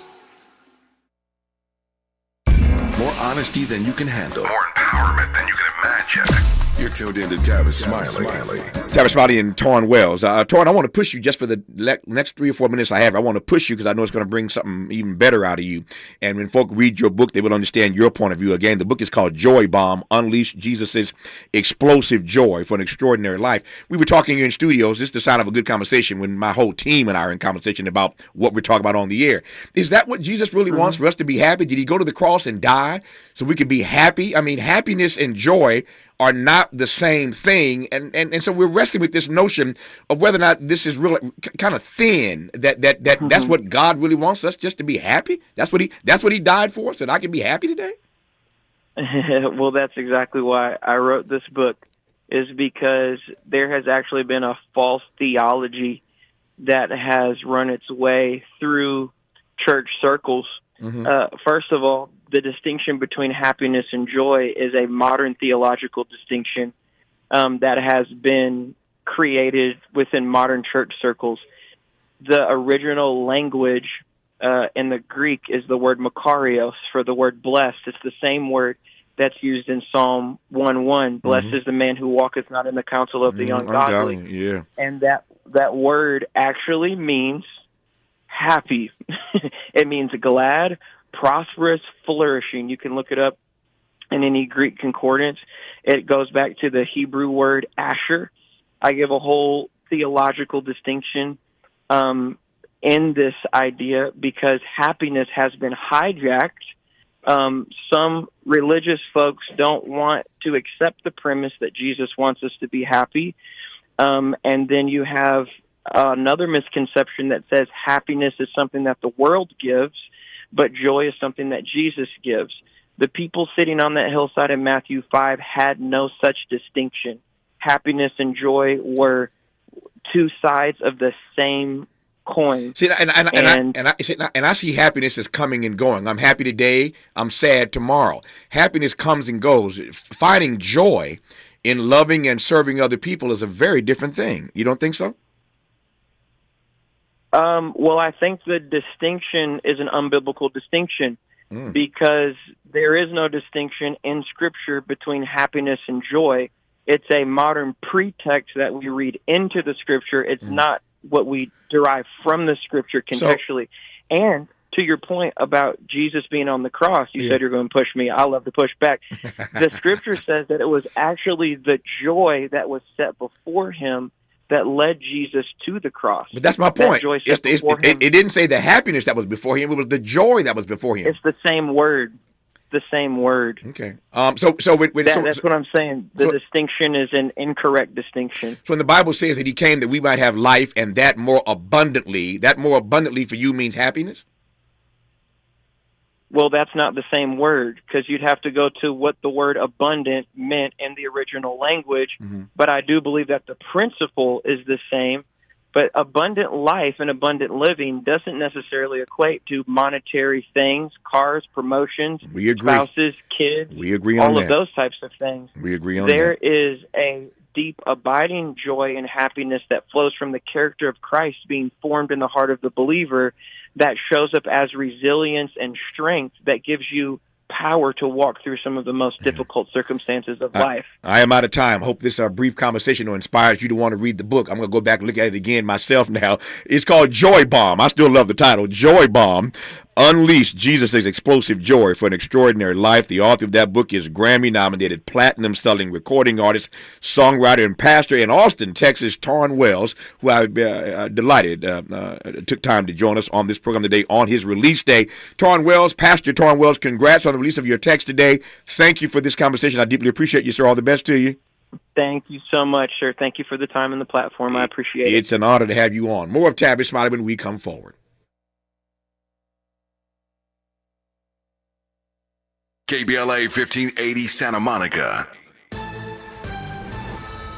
I'm Bree Wood with BIN News Now. Rutgers University in New Jersey has named Louisiana State University President William Tate as its next leader. It's an honor to be here. It's an honor to be in this position. Starting July 1st, Tate will oversee 69,000 students and a $5 billion budget, stepping in as Rutgers faces federal budget cuts and pressure to scale back DEI programs.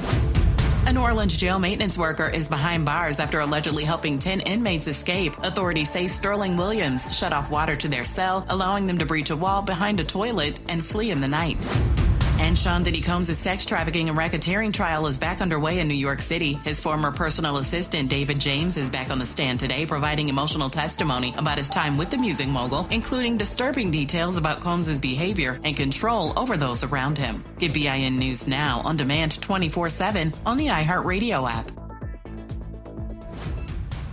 Is this the tackle? This is the KBLA Sports Minute with Ray Richardson. The Angels are still playing well. After sweeping the Dodgers over the weekend, they started a 7-game road trip Monday night with a 4-3 win at Oakland. 4 straight win for the Angels and their manager, Ron Washington. The Dodgers have lost 4 straight. They lost 9-5 at home Monday night to Arizona. The Dodgers were down 7-0 after 3 innings. The Western Conference Finals tip off tonight in the NBA playoffs. Minnesota at Oklahoma City in Game 1 of the best of 7. 2 years ago, Minnesota and OKC played each other in the play-in tournament. Both teams are now one step away from playing for the NBA championship. 5:30 tip-off tonight on ESPN. Detroit Lions general manager Brad Holmes gave the commencement speech Saturday at the graduation ceremonies for HBCU North Carolina A&T. Holmes was a defensive back at A&T and graduated from the school in 1999. No debates, no speculation, just the info you need. That's your KBLA Sports Minute. I'm Ray Richardson on KBLA Talk 1580. When the flames subside, who ensures that the stories endure? At KBLA Talk 1580, we're committed to preserving the voices that shape our community. We know people have short memories, and as long as this Black Talk radio station is on the air, we will not let Altadena be forgotten. We are honored to announce that the Altadena Historical Society will officially archive our recent town hall alongside every episode of Conversation Live Altadena Rising with James Farr. This is the show of record, the definitive source for tracking Altadena's roots, resilience, recovery, and reunion. These stories will now live on for students, scholars, researchers, and journalists seeking truth and legacy in the months and years to come. Because history isn't just made, it's honored, it's recorded, and it's passed forward. We're KBLA Talk 1580, and we've got your black.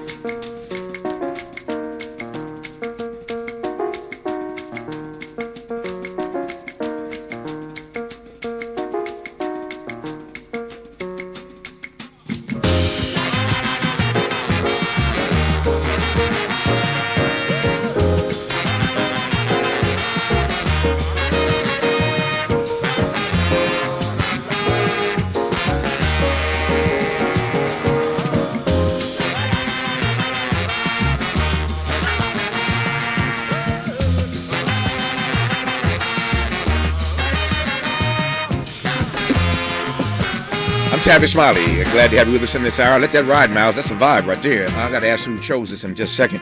Bashir Salahuddin and Diallo Riddle, Emmy-nominated writing partners, actors, comedians, and creators of Southside and the variety program Sherman Showcase, are live in studio right now. Turn us on in case you have not been watching today. Haven't had any studio. You're my first in-studio guest today.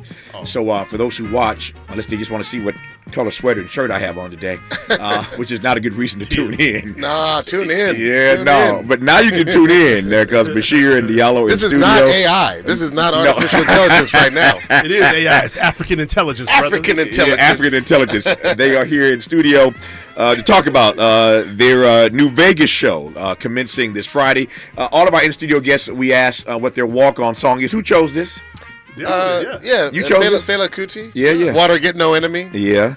It's amazing artist. I like Fela, yeah. Yes. And Fela, Femi, the whole family, man. Just a talented. Anybody last name Cootie? Real Cootie. Yeah, just don't give me the cooties, but I ain't mad at you. Hey. Depends on where you go. Depends on what part of. There you go. This is a family show, right? Yeah, we gonna leave that lay where the good Lord done flung it. We gonna leave it right where we are in Vegas. You are going to Vegas. First of all, it's good to see you guys. How are you? Thank you so much, Tavis. Thanks for having us, man. I have always been fascinated by not just your work, but I'm fascinated when two amazing genius Negroes get together. I want to know about the connection. Like, how did this happen? Why is this the third time I've been called a Negro this week? Where have I been hanging out? I thought you'd work with that. It's the only word people use for me. Yeah. How did y'all connect, man? How did y'all connect? We went to college together. We Diallo, where? Shout it out. Went to Harvard, and Diallo's originally from the Southwest Atlanta, and I'm from the South Side of Chicago. I think once you get to wherever you're going in college, you kind of find your tribe, and Diallo and I ended up being part of the sort of inner city kid group. We had a lot of friends, I think, probably from your St. Louis's, your Queens, New Yorks, your Brooklyn, New Yorks, those types of folks. And so we ended up also singing in a choir together at Harvard called Kaumba, the Kaumba Creativity Choir. So y'all singing and cracking jokes. Yes. Now the question is, which one do we do well? Is the question. We only do one well. Well, we'll be singing in Vegas. Yes. Yeah. And then some astute political commentary. But I got to say something because you record here down in I don't know what they're calling this neighborhood. Leimert Park. Yeah, but I was going to say, growing up, it was always South Central. Then it became South LA. Yeah. I love Leimert Park. My grandmother's house was in Leimert Park. Cool. Halvard Miller, respected lawyer, had his offices right near here. This is my old neighborhood. We had our first audition for our first sketch comedy troupe in Leimert Park. Leimert Park. Yeah. My father was one of the names on the Leimert Park Walk of Fame over here. Your grandfather? My dad. Your dad? My dad, John T. Riddle Jr., famous painter and sculptor, had his exhibit over here at the Brockman Gallery. Right. So if you know L.A., you know that this neighborhood means so much to the black community. Oh, yeah. And from the Dexter Gordons to the absolutely, there's just so much history here. And admittedly, I don't get down here as much as I used to. Sure. It's so different now. It's gentrifying, like everything else. In so many places where there were stores, it's now just knocked down and awaiting construction. So that's it's No, gentrification is as real as rain, not just in Leimert Park, but all across the country. We'll do the funny throughout the hour, but I do want to ask a serious question though. Two black men meet at Harvard. Yeah. Given all the drama surrounding Harvard over the last couple of years, the black president gets kicked out, all the stuff with Trump right now. I'm always fascinated, seriously, about the backstories of how black people get to Harvard. So I'm curious. I'll start with you, Bashir. How did you get to Harvard? Well, it's funny. I originally from the South Side of Chicago. Went to a really, really good high school in Chicago called Whitney Young. Whitney Young, I know it well, man. Shout out Dolphins. Yeah, there you go. Michelle Obama went there too.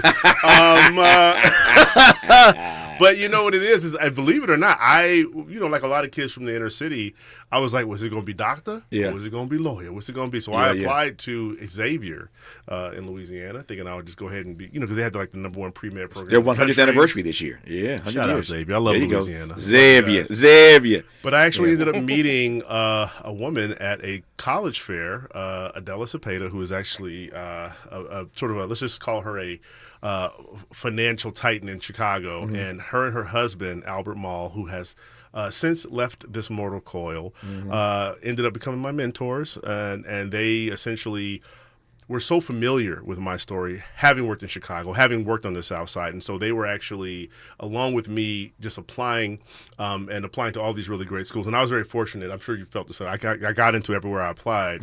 But then I also had really great support from local Chicagoans who had gone there as well and wrote recommendations. But, also deep down, the real answer to that question, it's funny, I was thinking about this the other day. I don't want to take too much time. Two people. Number one, my parents, but specifically my mom. My mom is an early childhood educator. So really, the real reason I went to a good school was my mother. That's probably the number one reason, and her support. But also, I see this in my own kids. Like, the second kid watches the older kid and does better and goes like, oh, I'm not going to do that. And I remember watching my older brother, Sultan, who's on Southside, by the way. That's my older brother, Sultan. Yeah. And he just lived in trouble. And I'd be like, oh, don't do that. That's going to give me. So I really was like, thank you, Sultan. Yeah, Sultan got me to Harvard. I think Sultan, watching him get his ass beat for stupid stuff, I was like, don't do that. I think Sultan just got thrown under the bus by his brother. Yeah, he did. I think just happened there. I appreciate it. But it was a CTA bus, so you know it was going slow. That's Bashir's answer for how he found his way to Harvard. We'll get Diallo's answer when we come forward. They are in studio, Bashir Salahuddin and Diallo Riddle. We'll talk more with them when we come forward on Tavis Smiley. If you want to go wash, now what are you going to use?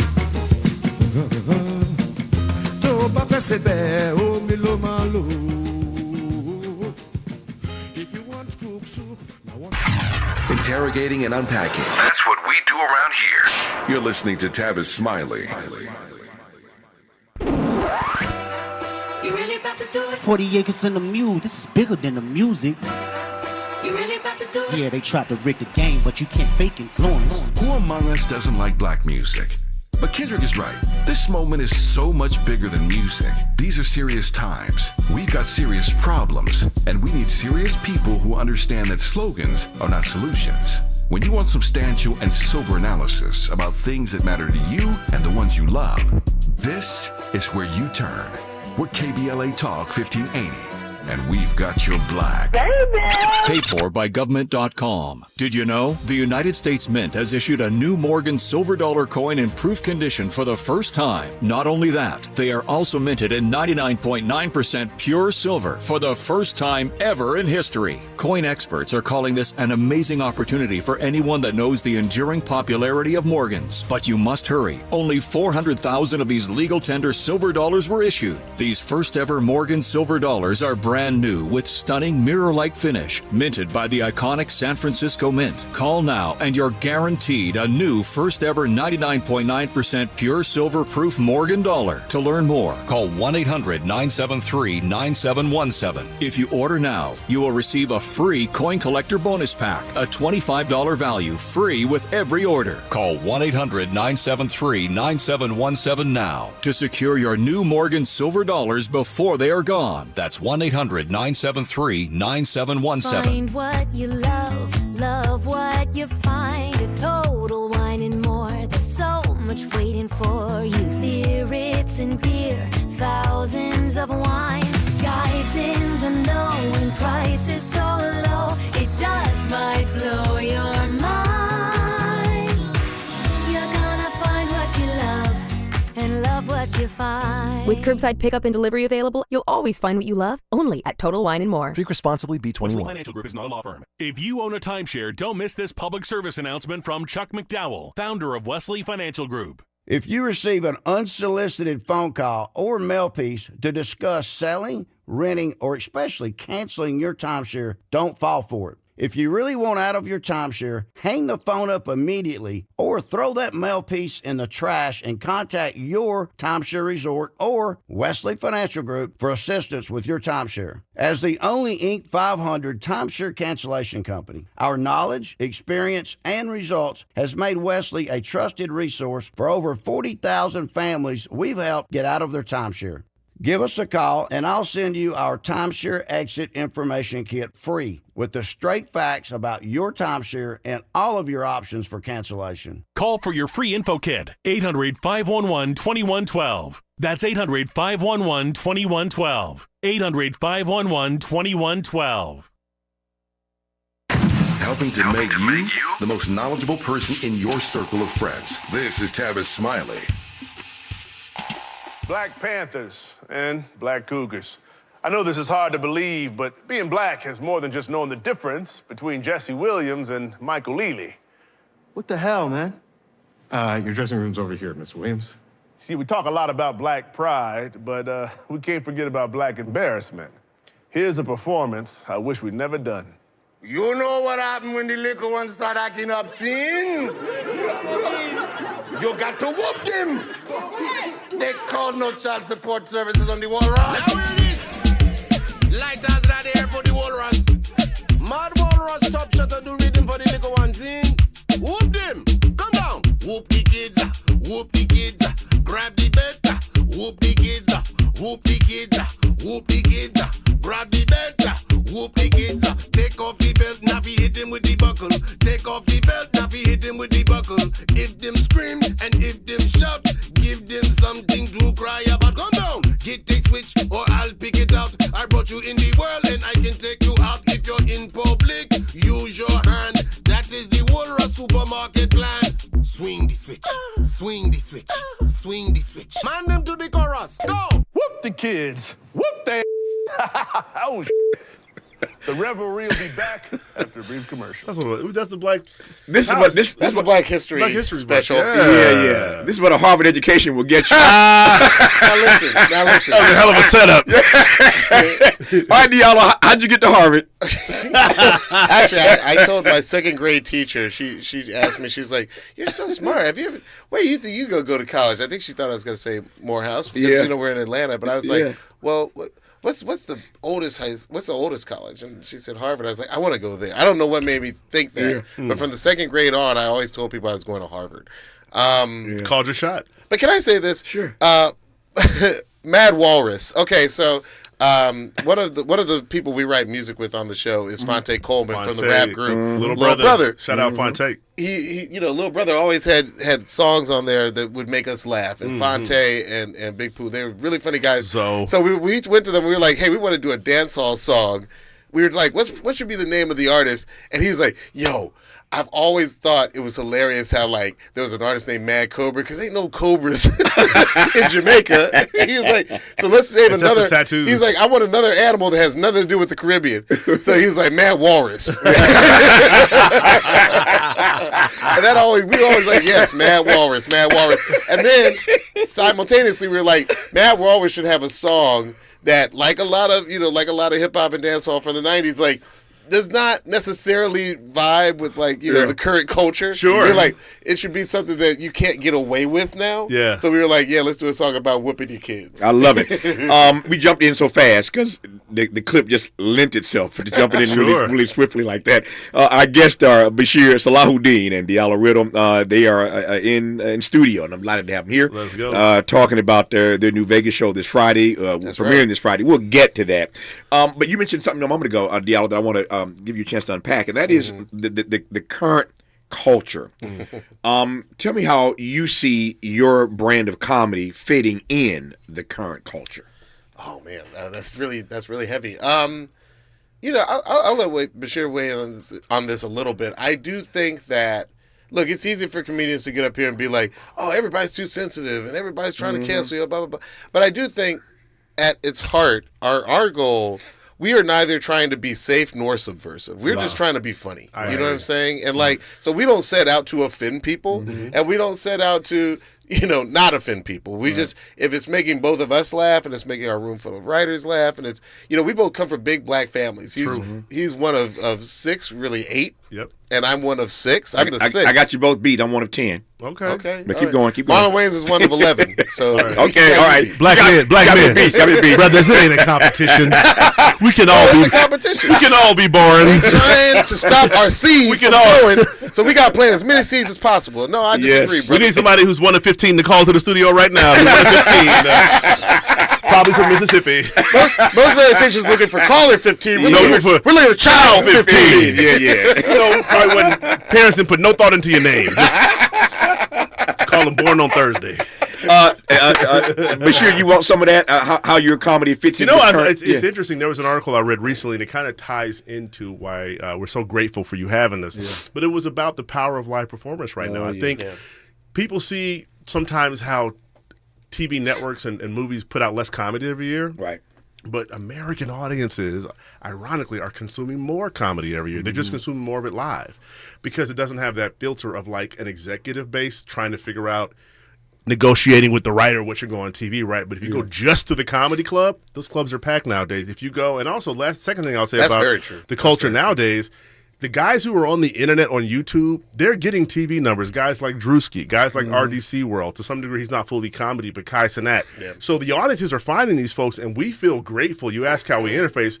We have been chatting with those camps. Those camps, they're taking over the internet. Now they want to figure out how to get to do TV, how to do movies. And so we're really grateful that we've been talking to all those guys because at the end of the day, people still love funny. I think what's really changed is the mechanism. What's changed is the middleman. What's changed is how networks used to have like distinction, and now it's like one person at the top is running 4 different networks, and it becomes, and you know this better than we do. It's just there's a lot of middlemen right now that's getting between the people and the comedy, and that's why I was going to say we're so grateful to be doing our show in Vegas because live comedy, live music is killing it in America right now. We're really grateful to be part of that. Yeah. That's true. I want to go back to what you said a moment ago, Diallo. This frame you put us in of safe versus subversive. You're not trying to be either. Right. Let's indict, because I think it might be fun to do so.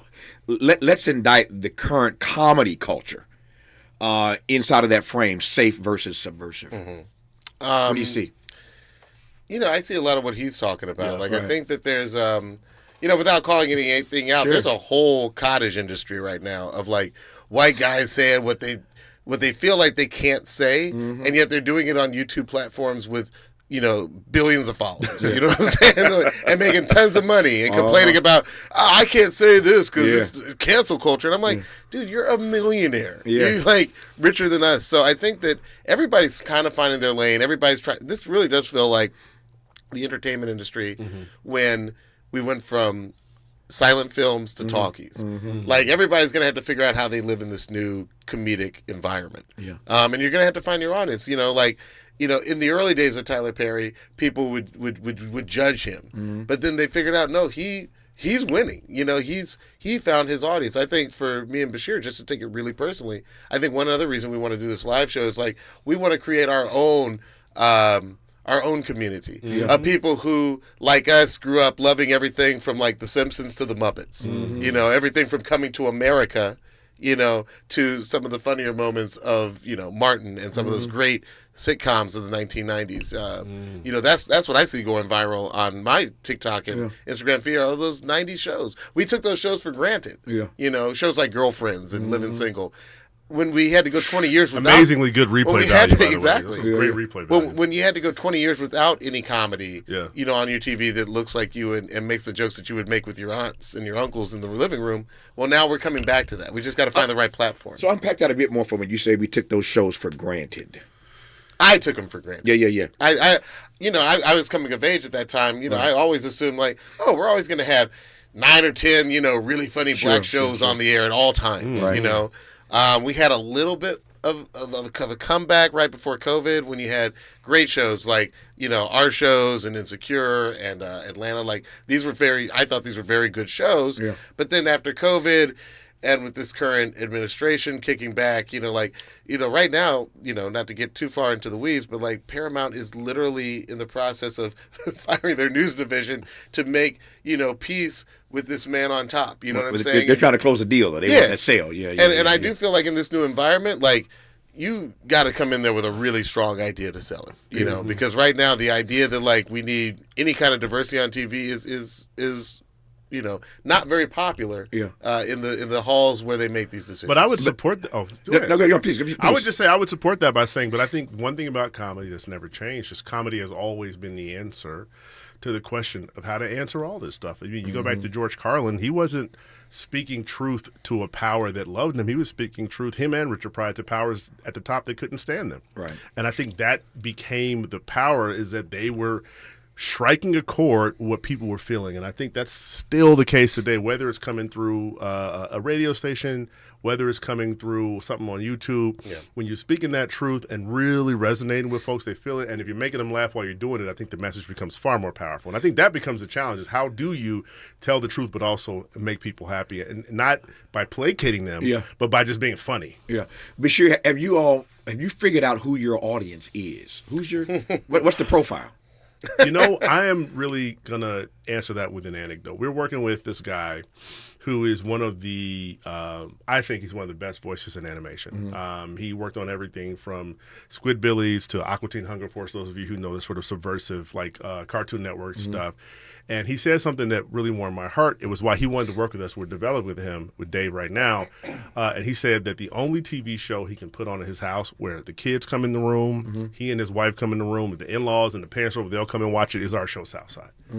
I think that our audience is everybody. I really do. I think that networks and studios and programmers absolutely try to figure out which part of your product they can sell to which demographic and which advertiser, and they kind of get in. But when I talk to people, when Diallo and I had the great pleasure of shooting an episode of Southside at Lollapalooza, and I'm telling you, everybody from old, grimy 1960s looking white dudes with ponytails, man, I love your stuff, and to like the young, not the teenagers, but like, the 20-year-olds who were there, saw us, recognized us, and so ultimately, we think our audience is actually, in some ways, untapped because we've never really had that like marketing push that matched the level of joy that people get from our shows. Let me complain about something real quick. Sure. When you were playing Whoop-De Kids, we had some people outside the studio who were bobbing their heads, vibing to it. Yes. That song came out 5 years ago, right? And most of America never got the chance to see it. So I think our personal frustrations. I feel like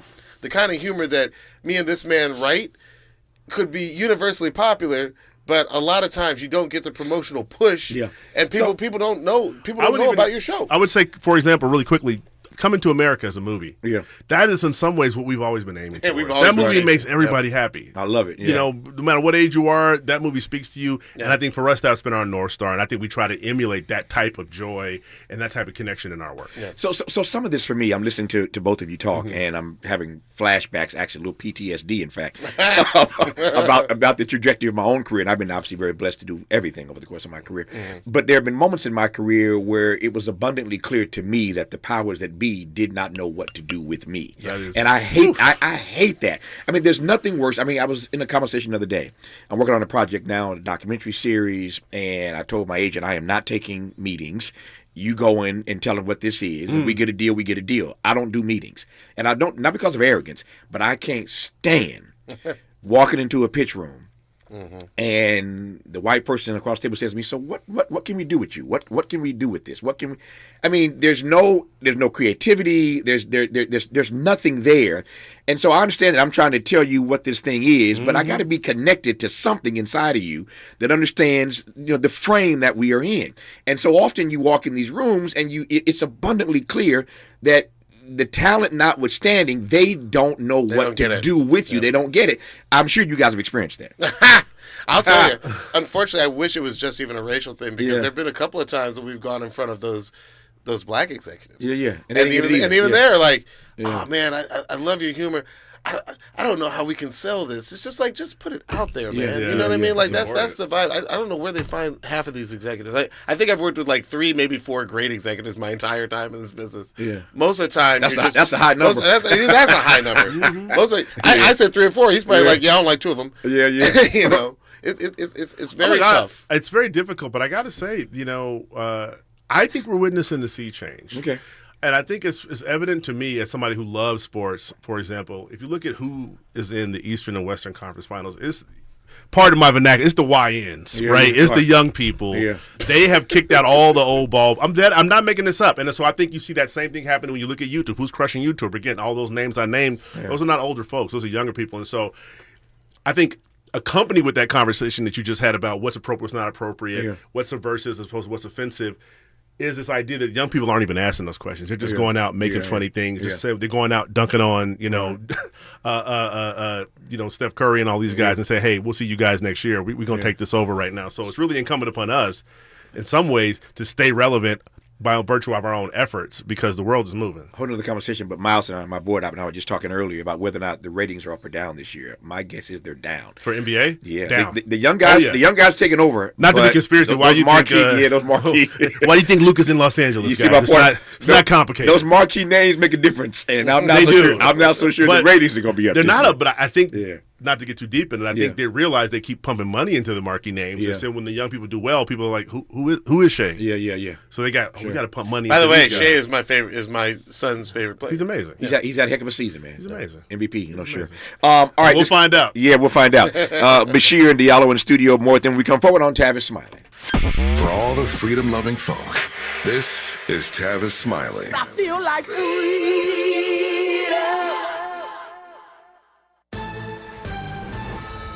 I'm Bree Wood with BIN News Now. Rutgers University in New Jersey has named Louisiana State University President William Tate as its next leader. It's an honor to be here. It's an honor to be in this position. Starting July 1st, Tate will oversee 69,000 students and a $5 billion budget, stepping in as Rutgers faces federal budget cuts and pressure to scale back DEI programs. A New Orleans jail maintenance worker is behind bars after allegedly helping 10 inmates escape. Authorities say Sterling Williams shut off water to their cell, allowing them to breach a wall behind a toilet and flee in the night. And Sean Diddy Combs' sex trafficking and racketeering trial is back underway in New York City. His former personal assistant, David James, is back on the stand today, providing emotional testimony about his time with the music mogul, including disturbing details about Combs' behavior and control over those around him. Get BIN News Now on demand 24/7 on the iHeartRadio app. Got issues with youth or high school sports? Positive Coaching Alliance can help. PCA, a national nonprofit, offers more than 1,000 free online resources for youth and high school sports coaches, parents, students, and administrators. Visit PCADevZone.org. This is the KBLA Sports Minute with Ray Richardson. The Angels are still playing well. After sweeping the Dodgers over the weekend, they started a 7-game road trip Monday night with a 4-3 win at Oakland. 4 straight win for the Angels and their manager, Ron Washington. The Dodgers have lost 4 straight. They lost 9-5 at home Monday night to Arizona. The Dodgers were down 7-0 after 3 innings. The Western Conference Finals tip off tonight in the NBA playoffs. Minnesota at Oklahoma City in Game 1 of the best-of-7. 2 years ago, Minnesota and OKC played each other in the play-in tournament. Both teams are now one step away from playing for the NBA championship. 5:30 tip-off tonight on ESPN. Detroit Lions general manager Brad Holmes gave the commencement speech Saturday at the graduation ceremonies for HBCU North Carolina A&T. Holmes was a defensive back at A&T and graduated from the school in 1999. No debates, no speculation, just the info you need. That's your KBLA Sports Minute. I'm Ray Richardson on KBLA Talk 1580. We've got a lot to talk about. I'm Reverend Gerald, the life coach. Is someone you love struggling with addiction and mental illness? Is improving your family's health important? Want to leave a legacy that your family can grow? Are you ready to enhance your perception of life experiences? Then wake up weekends at 7 a.m. with Urban Family Focus and get the wisdom, opportunity, resources, and motivation to live your best life. Join the conversation on Urban Family Focus Saturday and Sunday at 7 a.m. Unapologetically progressive. KBLA Talk 1580. We've got your black.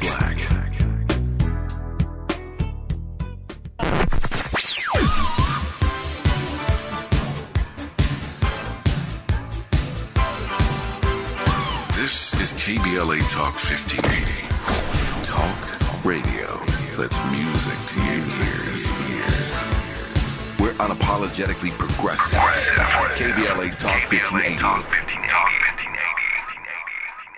Make a move into a home of your own. With City National Bank's Ladder Up Home Loan Grant, you could receive up to $20,000 that you never need to pay back. Use it toward your down payment, save on closing costs, or to buy down your mortgage rate. Find out more at cnb.com/ladderuphome. City National, here for every stage of the journey. Property must be in a qualifying market in California, New York, or New Jersey. Additional terms and conditions apply. Not all applicants will qualify. Terms are subject to change without notice. City National Bank is an equal housing lender. Member FDIC. NMLS number 536994. 1 2 1 2 1 2 1 2. You ready? Somebody make some noise in this joint. KBLA Talk 1580 celebrates its 4th anniversary this year on Juneteenth. Here we go again.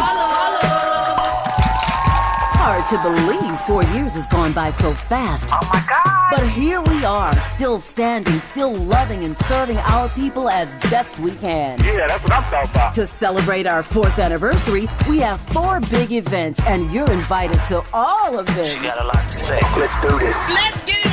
On Wednesday, June 18th, we go live on C-SPAN for the 2nd consecutive year with our Climate Justice Plus Black Health Symposium. Tavis Smiley will moderate an all-star panel of thinkers and influencers as we continue our vitally important climate justice work. Hey, Tavis Smiley, call the bomb. On Thursday, June 19th, you're invited to join us as we celebrate Juneteenth and our 4th anniversary. There will be plenty of food, fun, great music, good vibes, and all of your favorite KBLA Talk 1580 hosts will be there. Yeah, man. Flip the beat. On Saturday, June 21st, there are 2 big events you're invited to attend. Talk 1580 continues its annual partnership with the Empowerment Congress for a community celebration and dialogue to educate, engage, and empower. This year's theme is resilience in the face of chaos. Can't wait to see what's up next. Y'all ain't ready for this. And new this year is our State of Black Women in Los Angeles Symposium, moderated by Dominique DePrima, with a luncheon to follow. Dominique will be leading a dialogue with some of the most impactful Black women leaders in Los Angeles, and you're invited to join. This is it. All of these events are free, but seating is limited, so you must register in advance at our KBLA1580.com website, where you can find all the details you need about each event. Check it out. It's our 4th anniversary, and we would love to celebrate it with you. I love you guys so much. There's nothing you can do about it. We're KBLA Talk 1580. The only black talk radio station west of the Mississippi. Thank you for having our black. Happy anniversary, KBLA. We love you. Love you.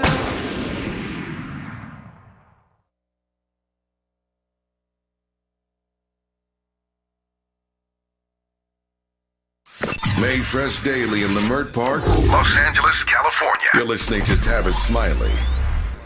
On the hottest day of the year, you got us driving around whilst on duty looking for, quote, a dude moving furs out of his crib, end quote. Not even the storefront, by the way, just his house and he's exactly. Furs. Yeah. On the hottest day of the year, okay, I'm about to pay a quarter of the price for some luxurious furs made by a local black business owner. I don't know that. He could be Portuguese. Obrigado, bro. I just need to call my girl. That's it. Call my boo. Ooh, hello. Why would you do that? Expired tags. It is way too hot to be getting out of this car, okay, unless it is to procure some I fur. have to do my job still, okay? Did I see my job? Let me double check my... Oh! You hear him. Yeah, I'm a police officer. I need to pull people over who have expired tags. Always with the bull. Hot and this damn Hand me cheap the ticket ass thing. cop clothes won't breathe. Here, I got it. It's probably the detergent you use, you know?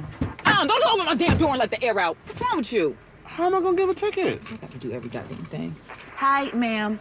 So we trying some new shit today. I'm gonna need you to approach our vehicle with your license and registration and a bottle of water if you got one. I gotta get out of my car. What if the supervisor sees this? So what? She's got her hands up. Ma'am, you don't have to have your hands up. No, man, please keep your hands up, okay? He's nervous. Well, tell the truth. Call it like you see it. Mariah. Hi. Mariah, I got it, okay? We're hosted. You know what? This is a damn shame. And I'm it's here. hot out here, okay? We got 2 black cops trying to make your nab quota. Nope, that's not what this is about. I'm so sorry. You know what? This wasn't my idea. Somebody else, No, right? it was okay. You know what? Y'all need to be out here doing real police work, not harassing me. Every time I hear you guys and see these skits, I'm always fascinated by this notion of the backstory. Like, how did they come up with this concept? Yeah. And it's hilarious, but I'm like, you guys' minds must be working overtime. Well, I think, again, what Diallo said, which I'm really going to co-sign, is, we're both from really black parts of America. Right. And I think how you would believe, because but I don't think your audience will believe how many times he and I have been sitting in a meeting with an executive, usually a white executive, talking about comedy, and then the exec goes, okay, we get the script, but is there a moment where your character really kind of taps into the pain of black people and it's crying? And for some reason, there are some executives in Hollywood who see essentially our struggle and our pain as like the only thing worth talking about. Or And so when we bring what's joy, going to draw in a they black feel audience. And so when we say, no, we want to be like Eddie Murphy did with his movie. We want to be joyful. We're aware of the challenges of our community, but we still have fun in our community. You know what I'm saying? My aunties and when I'm over their house, we laughing. We're not sitting here giving each other Richard Wright soliloquies about what's going on. Why do you think they're so obsessed with the black trauma? I think they caused it. Yeah, they caused it. They want to see their kids. Exactly. Come on, show me what you did. They want to see the results of their work. Play some blues. You play some rhythm too, but please play the blues. They caused it. He said they want to see. I mean, that's funny. Come on, they think that has bite. Funny. Yeah, they think it's authentic. It is really in the way of so many great, talented black comedy writers. It really is. That's why I'm really grateful for people like Martin who were able to. I don't know how he did that show. I don't know how the hell he got that through the filter. Yeah, I mean, I know how he. We know because Cosby was a hit, and Fox was like, "Let's do our own Cosby show, but let's do it the Fox way." And so they went. But I'm saying they were looking for a show. Yeah.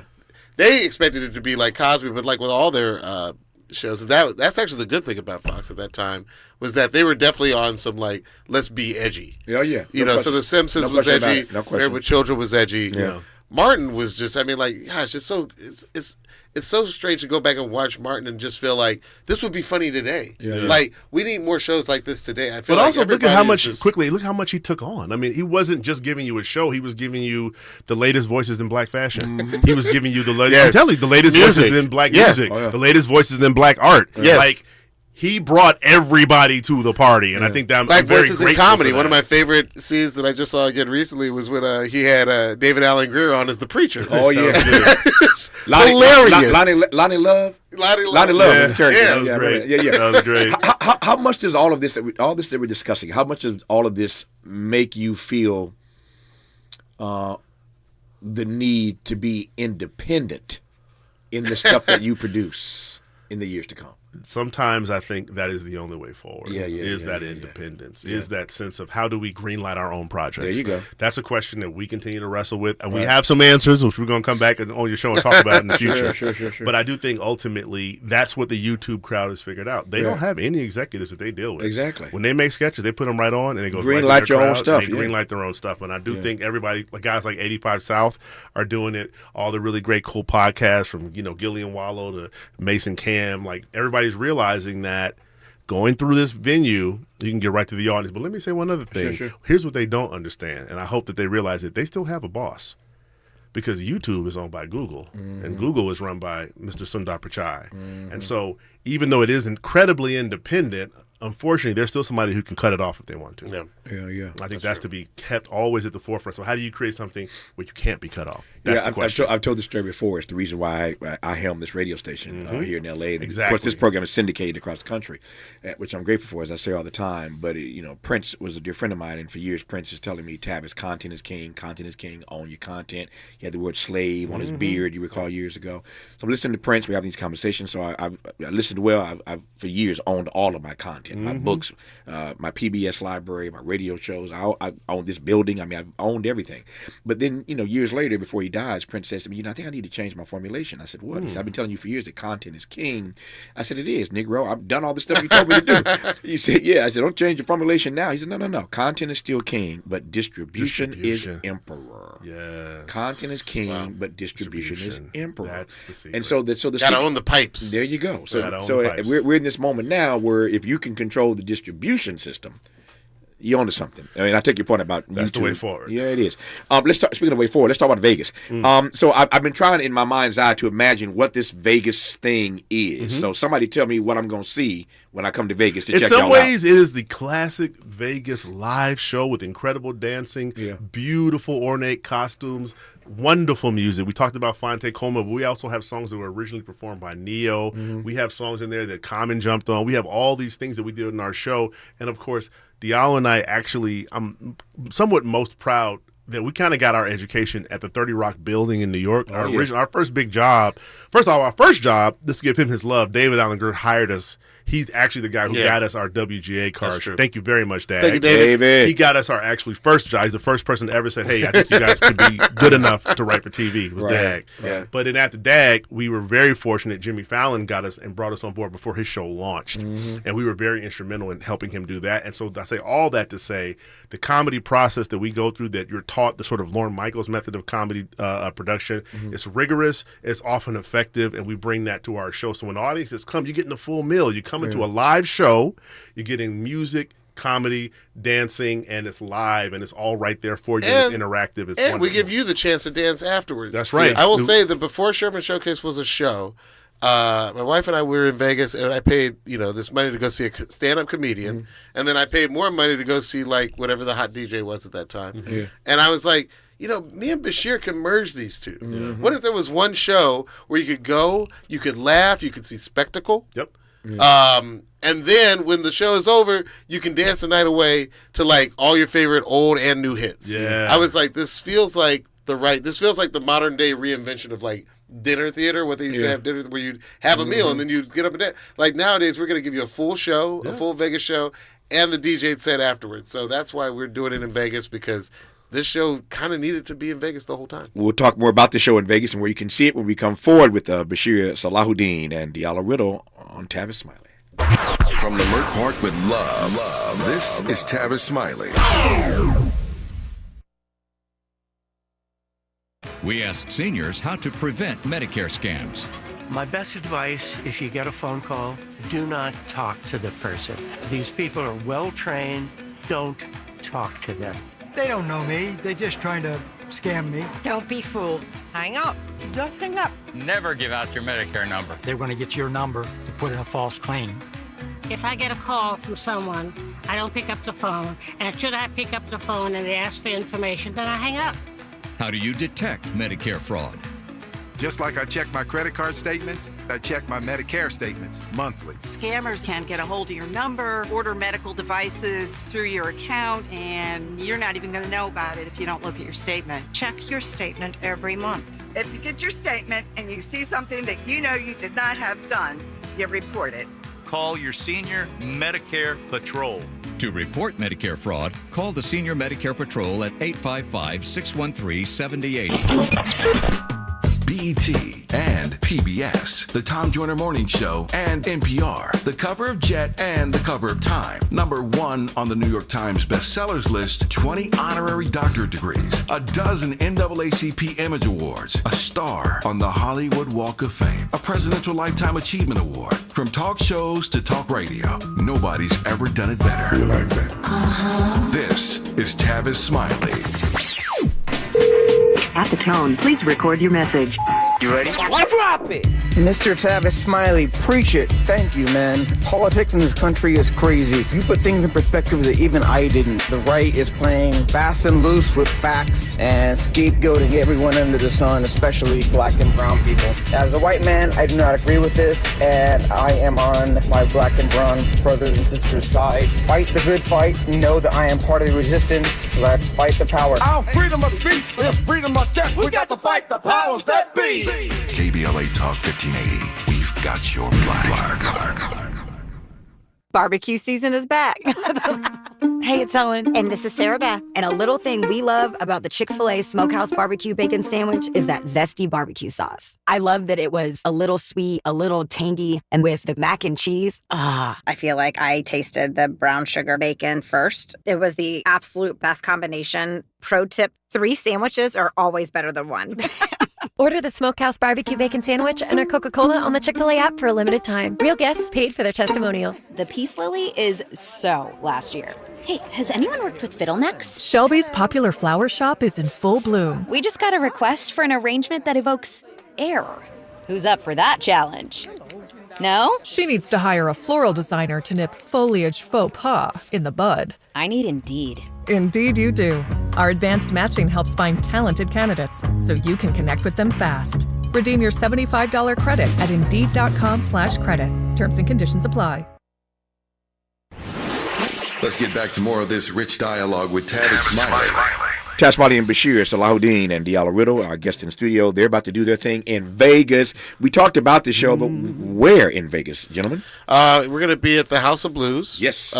In the Mandalay Bay. Yep. And I'm really excited about that because, other than George Wallace and a couple other things, like Chris Brown will come through. Yeah. Like there are not a lot of places that you can go and get a nice, hearty, meal, so to speak, with some talented black singers. It's like a variety show. It's like those old school black variety pack variety shows. I mean, ultimately, all these things, whether you're talking about in the North, the Borscht Belt, where you had a lot of sort of traditionally Jewish comedians doing really great work towards live audiences, or the Chitlin circuit down south, where you had, quite frankly, the invention of some modern comedy. Absolutely. That live thing has always been the thing that has been the most impactful to audiences. And so we're really grateful to be a part of that. But also, Sherman Showcase, the show that this is based on, was canceled. But luckily for us, we had signed a deal before that that allowed us to perform the show live, whether canceled or not. And so we made all these wonderful songs, all these wonderful comedy songs like Fun Tea, about the fun auntie. You know what I'm saying? It's like, she's way cooler than your mom. It's your mama's sister. She's the fun tea. No drama. She just want to get with you. A fun auntie. I know we don't use profanity here. Yeah, that was nice. But we also, we have one of my favorite songs, the song Diallo wrote called I Don't Know What You've Heard, But I'm a Black Nerd. Yeah. It's like, I don't know what you've heard, but I'm a black nerd. And here's the thing. We went out and we found some black nerds. We're not black nerds. Sure. Not by any stretch. Unless you ask somebody. If you don't ask anybody, we're definitely not.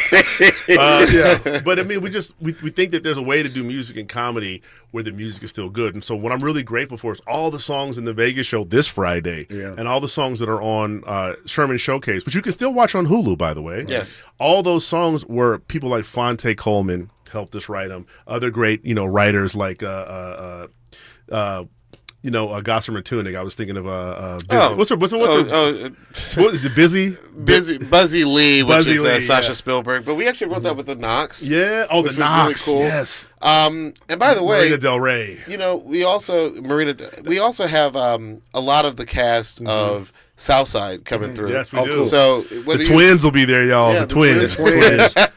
They want you to know that we have a Fela Kuti inspired song called "Let Me Be" about just wanting to just go to a strip club and just be left alone. Just let me be. And by the way, I'm really here for the wings. Yeah, I can say, who really wants to be left alone at a strip club? Well, it depends on how much money you have. But that's another topic for another show, KBLA. But I think ultimately we found a really great way to mix music and comedy that's entertaining. We're so excited to debut it. I think folks. It's Memorial Day weekend. That has to mean something. Get out there. Come have some fun with us. Vegas is actually, I think, a little more black during Memorial Day weekend. That's what I've heard anecdotally, that it's a blacker weekend. It's like South Beach. It's like, where can we drive to? You're going to find out Friday. You're going to find out. I found out years ago. There you go. It was funny, though. We first got our start. We went to the Comedy Store? Yeah. We went to one of these places, and they were used to stand-up comedy, and we get up there and we try to do sketch comedy on stand-up night. I had never seen so many tumbleweeds inside a building. I was like, who invited all these crickets? We got out there with our little wacky wigs and stuff, and we were like, "Hey, everybody!" And I saw so many hands go up and do that thing when you want the check. Yeah. We heard like a lot of throat clearing. Hey, let me get that paper. Everybody has that moment. Hey, give me a drink that's funnier than these Negroes on stage. Everybody has. that I will moment. give us credit. By the end, they were dying. They were laughing. But it started rough. It was rough. I just love the fact that these guys are doing something that nobody else is doing, and they're doing it this Friday. House of Blues inside Mandalay Bay in Las Vegas. Our remaining moments with Bashir and Diallo when we come forward on Tavis Smiley. Helping to stretch your moral and political imagination. This is Tavis Smiley. If you're like me, 60 and retired, making ends meet, especially here at the supermarket and drugstore, is tough. I'm so blessed to have found BenefitsCheckup.org. It's a free and confidential website from the National Council on Aging that connected me to $1,200 a year in programs that help pay for food, medicine, utilities, and more. Maybe it can help you. BenefitsCheckup.org. You know where you want to go in life, and City National Bank can help. City National knows the dedication it takes to build your vision for the future into a reality, and our team is here for you. We have a wide range of options to help, from personal savings accounts to interest-bearing money market savings accounts and more. all designed to help you get where you want to go. City National, here for every stage of the journey. Learn more at cnb.com. City National Bank is a subsidiary of Royal Bank of Canada. Member FDIC. Hey there, Los Angeles. This is James Lucky Jr., publisher and editor of Los Angeles News Observer. Are you hungry for news that matters to you in the African-American communities of Los Angeles? Well, buckle up, because we got the scoop you've been craving. Stay in the know and never miss a beat with our free weekly publications conveniently available near you. Or hop on the digital wave and become an exclusive subscriber at OGNSC.com.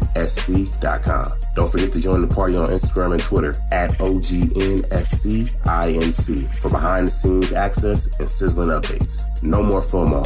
Let's stay informed, connected, and empowered together.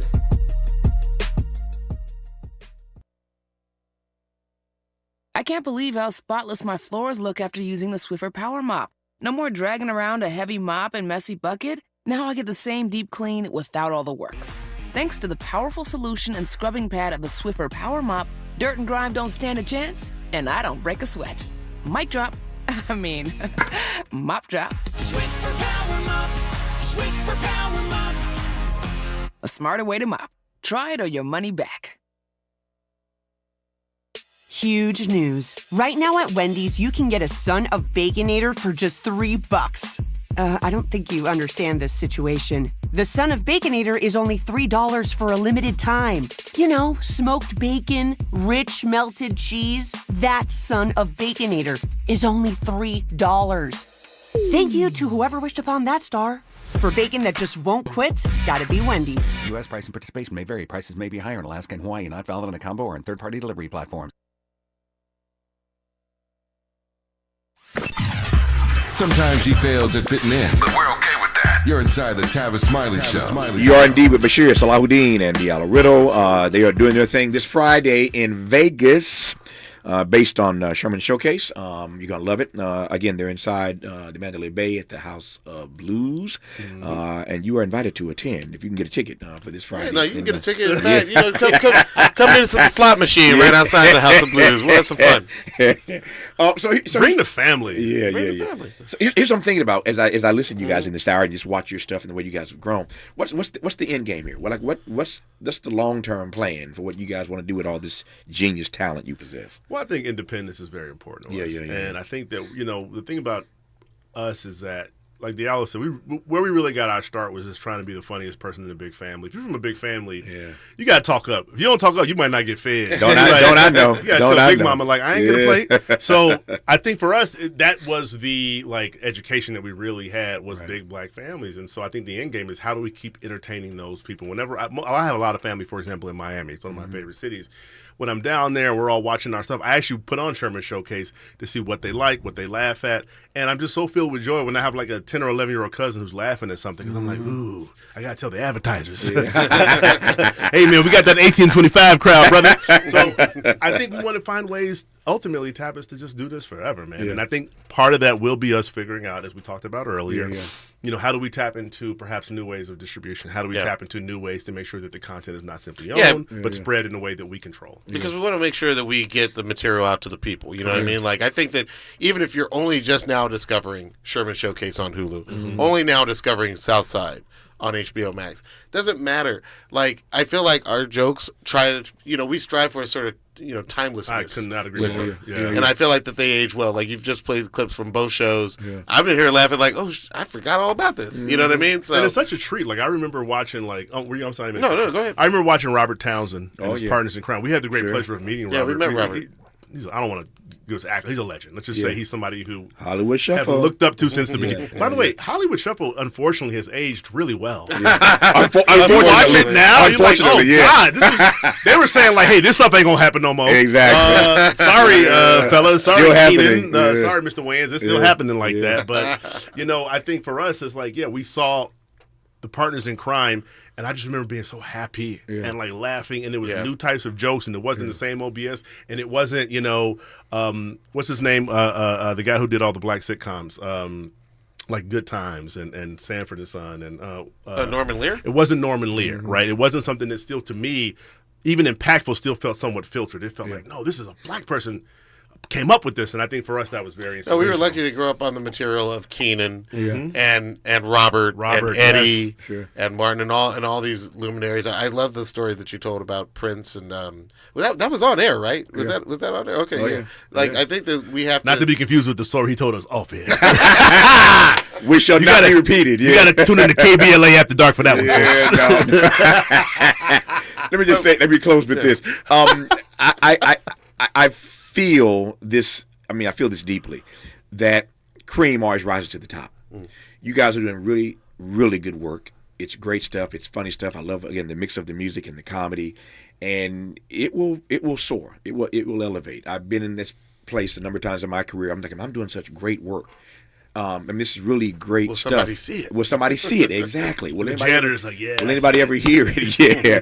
But it will happen. It is happening, and it will happen. It's happening this grateful for Friday. that. No, We're it's grateful happening for this that. Friday in Las Vegas. Well, I appreciate that. Yeah. Thank So you, Bashir Salahuddin, Diallo Riddle on stage with a whole bunch of their friends. Oh yeah. And Great family. music, great comedy, and family. This Friday night in Las Vegas, House of Blues inside Mandalay Bay. Get to Vegas, have a great time. I've enjoyed this, man. Thanks for coming in. Thanks for having us. You got to come back Thank you again so at much. some point. Absolutely. Oh yeah, we When definitely you got wanna something come else to back. talk about. Yeah, we will. Yeah, I'm sure there will be. Just like that, 3 hours gone. Back here tomorrow, Lord willing, to do it all over again. Until tomorrow, thanks for tuning in to Tavis Smiley. And as always, keep the faith. Hey, little brother. There you Don't go. stop, can't stop. All right. Thank you.